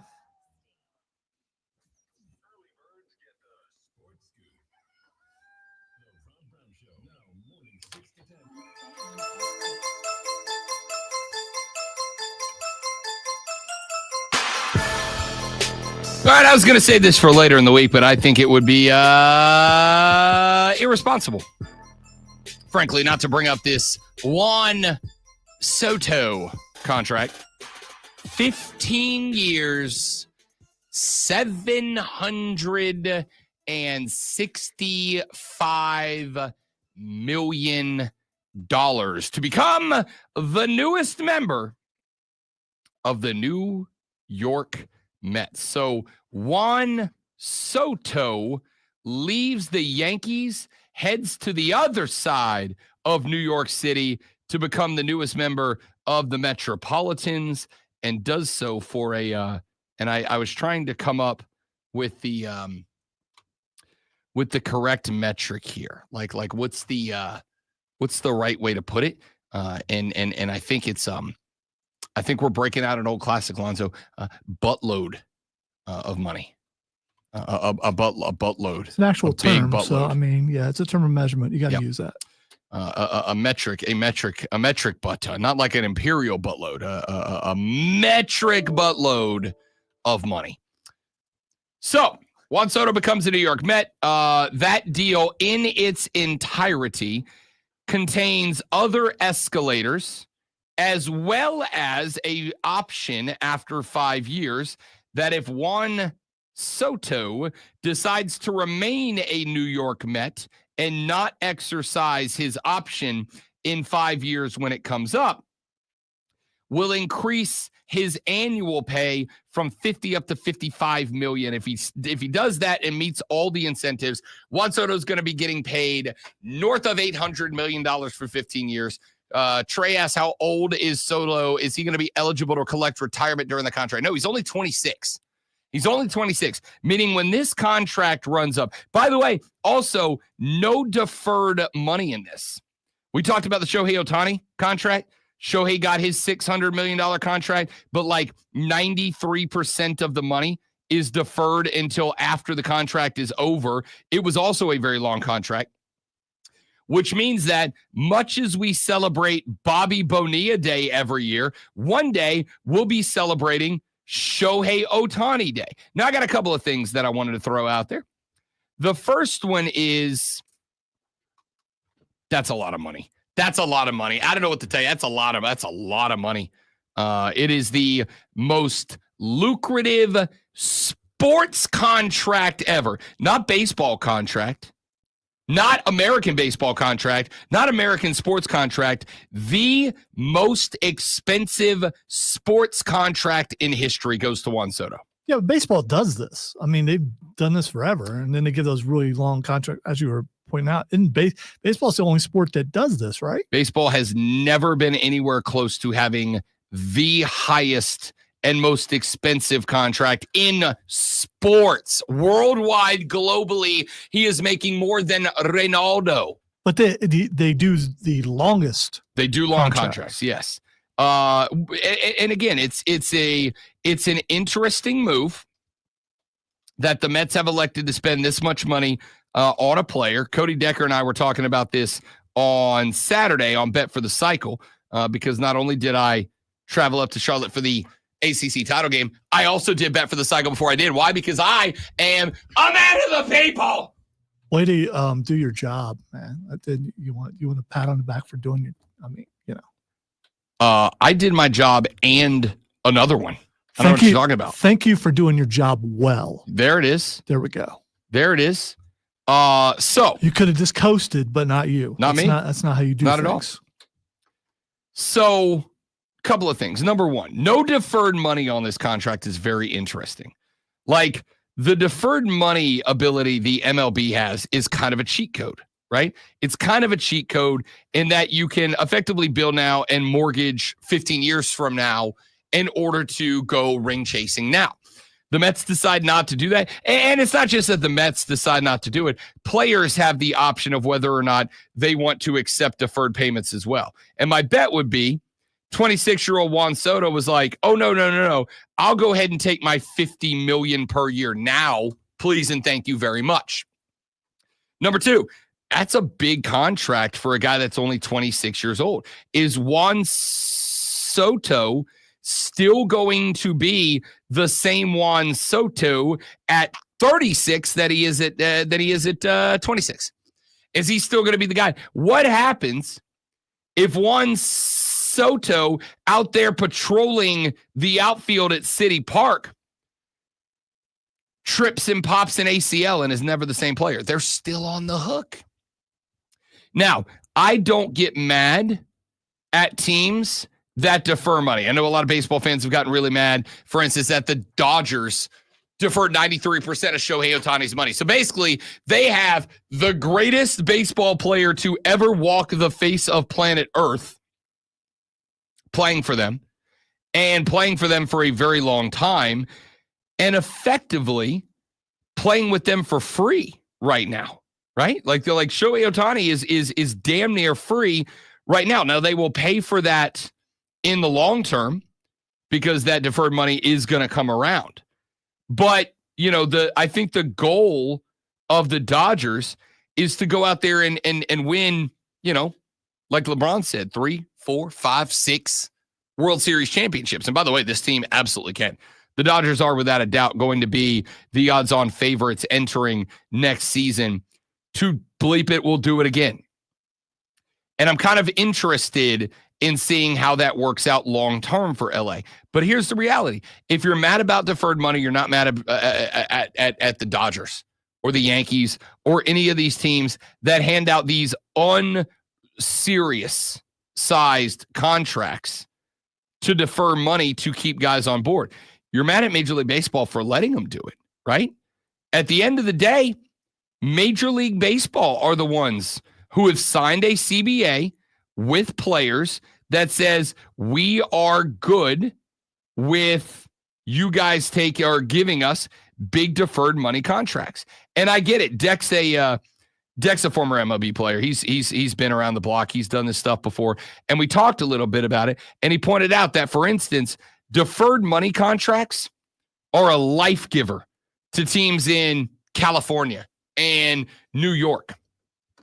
These teams that have clubs in cities that have city and state income taxes that are through the roof. This is enormous for them because it allows them to kind of split up the money over a longer period of time. And I don't really understand the whole thing because I'm a big dumb idiot. But Deck explained that deferred money contracts are excellent contracts for players who are in high state income states. High state income tax states, and that these are the type of things that can make or break some of those clubs. So I don't really have an issue with first off, I don't have an issue with a player getting the bag. There's a lot of people that are like, oh, you're Juan Soto. How do you accept that? How do I accept that? Direct deposit, cashier's check, big suitcase full of money with a $sign printed on the outside, whatever you want. Or even one of those big Happy Gilmore checks. I mean, yeah. How do you accept that money? Preferably every 2 weeks would be great for me. One big check around Christmas time's fine too. 55 mil, I can probably stretch that a few months. How do you accept that contract? Gladly. Well, I mean, do I need to come to you and pick it up? Like, what do you need, guys? I'll do whatever you need for me to accept that contract. I'll rent a Brinks truck. I'll be over. Yeah. Are you kidding me? I'll walk it home in a big burlap sack with a $sign printed on the outside. And if anybody tries to mug me, I'll give them $50,000 not to and still make it home with a ridiculous amount of cash. Silly. How does he accept that? One game check at a time, bro. Real easy. Real easy. Anyway, here's the thing. Baseball just had, as a baseball guy, baseball just had one of the best years baseball's had since I was a kid. I mean, the regular season was contested. There were teams that were dogs making runs. There were teams that were favorites collapsing. There were superstars. Baseball just had maybe the best postseason that baseball has had in my adult life. It was perfect. I am not for a second going to let this contract or the Dodgers money or anything else going on in baseball impact that. Now, it might down the line if these deferred money contracts get so ridiculous that the Dodgers go, we might be bankrupt in 2048. But right now, the National League All-Star team is just the LA Dodgers. That's a different ballgame. All right, as far as the Soto deal goes, if I'm the Yankees, what am I doing? Easy. Go get Max Fried. Go get Alec Bregman. Go get every free agent that hasn't signed yet. Every free agent, you clearly have $760 million that you are willing to spend. If you have $760 million to give to one player in Juan Soto, you have $760 million to give to all of the rest of the players that aren't Juan Soto. Max Fried's out there. Alec Bregman is out there. I mean, there's names. Go get them. That is ridiculous. So, I don't have an issue. I never have had an issue with players getting the bag. Quite the opposite. I support it. I endorse it. If they want to give you $765 million with escalators and an option to take it north of $800 million, you sign that contract without leaving the room. Oh, you want to negotiate? Nope, I'm good. I'm good. $765 million over $800 when it's all said and done. I'm good, Chief. Tell me where to sign. I'm in. I don't have a problem with him spurning the Yankees to go to the Mets. I do think this is very interesting now because the Mets have other names like Pete Alonso that they have to take care of.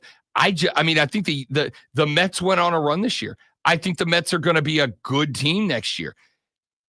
I don't think the Mets are going to be as good as the Yankees are. But again, I said this on, I think, Twitter yesterday. I despise the Atlanta Falcons with every drop of whatever it is that makes up my body.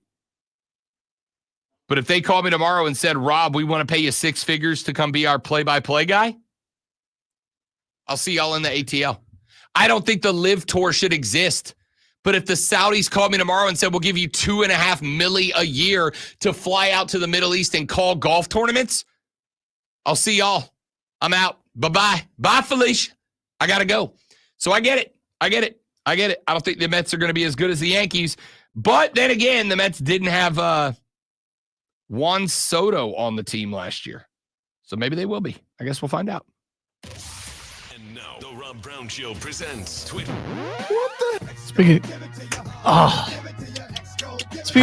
How sad. Speaking of, it's just one. It's Monday. I got plenty of time.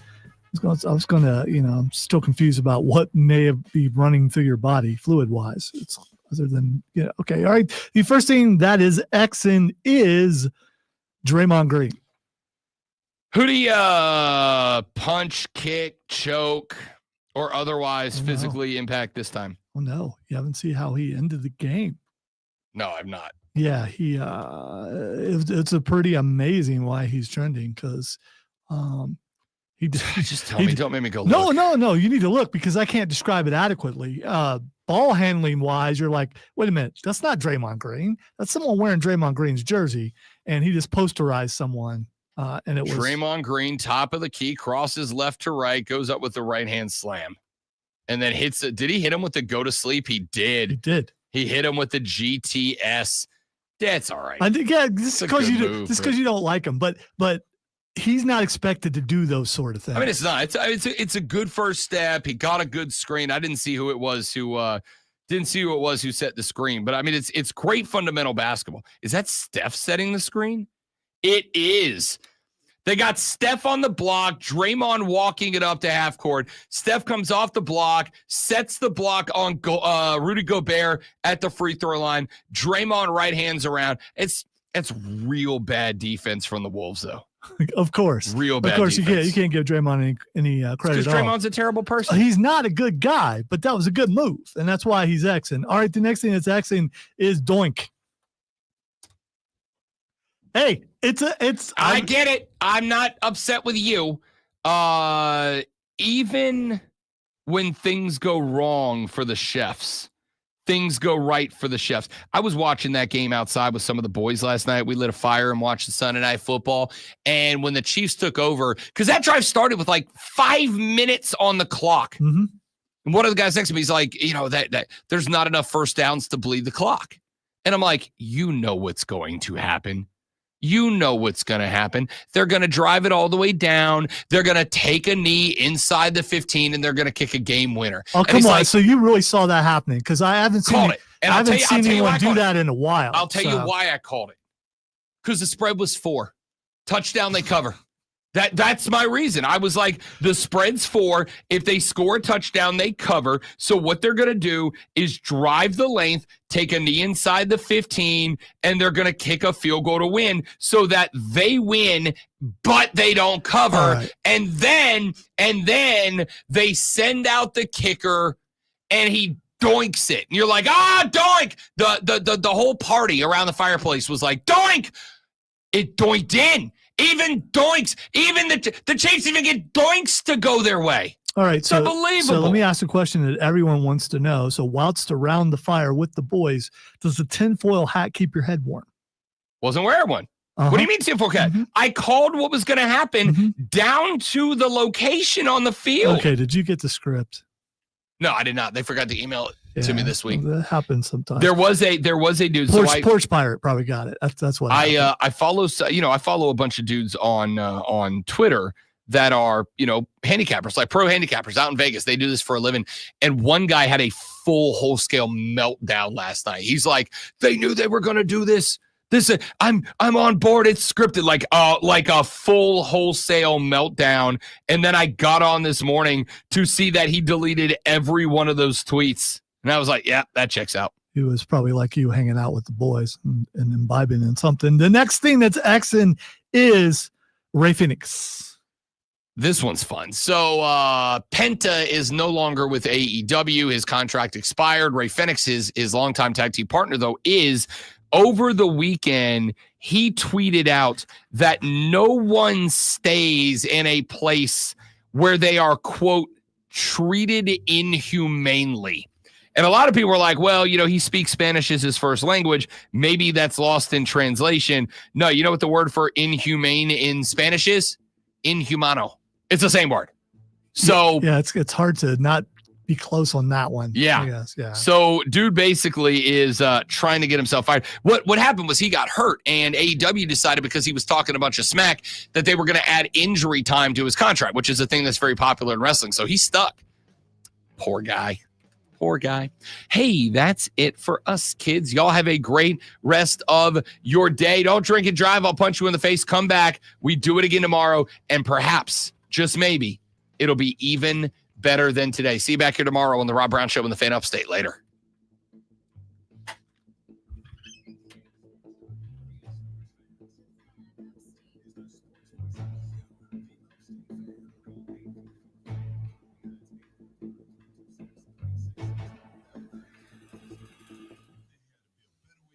I can't rebuild my sound. I learned this yesterday. I can't rebuild my soundboard until I figure out why I can't get to my Google Drive and take care of that. Did you forget your password? Nope, it's not my password. It's just the computer. The computer will not connect to it. That sounds like a Chris problem or fix. When's the last time your computer was updated? Actually, probably not a bad idea. I might go ahead and do that.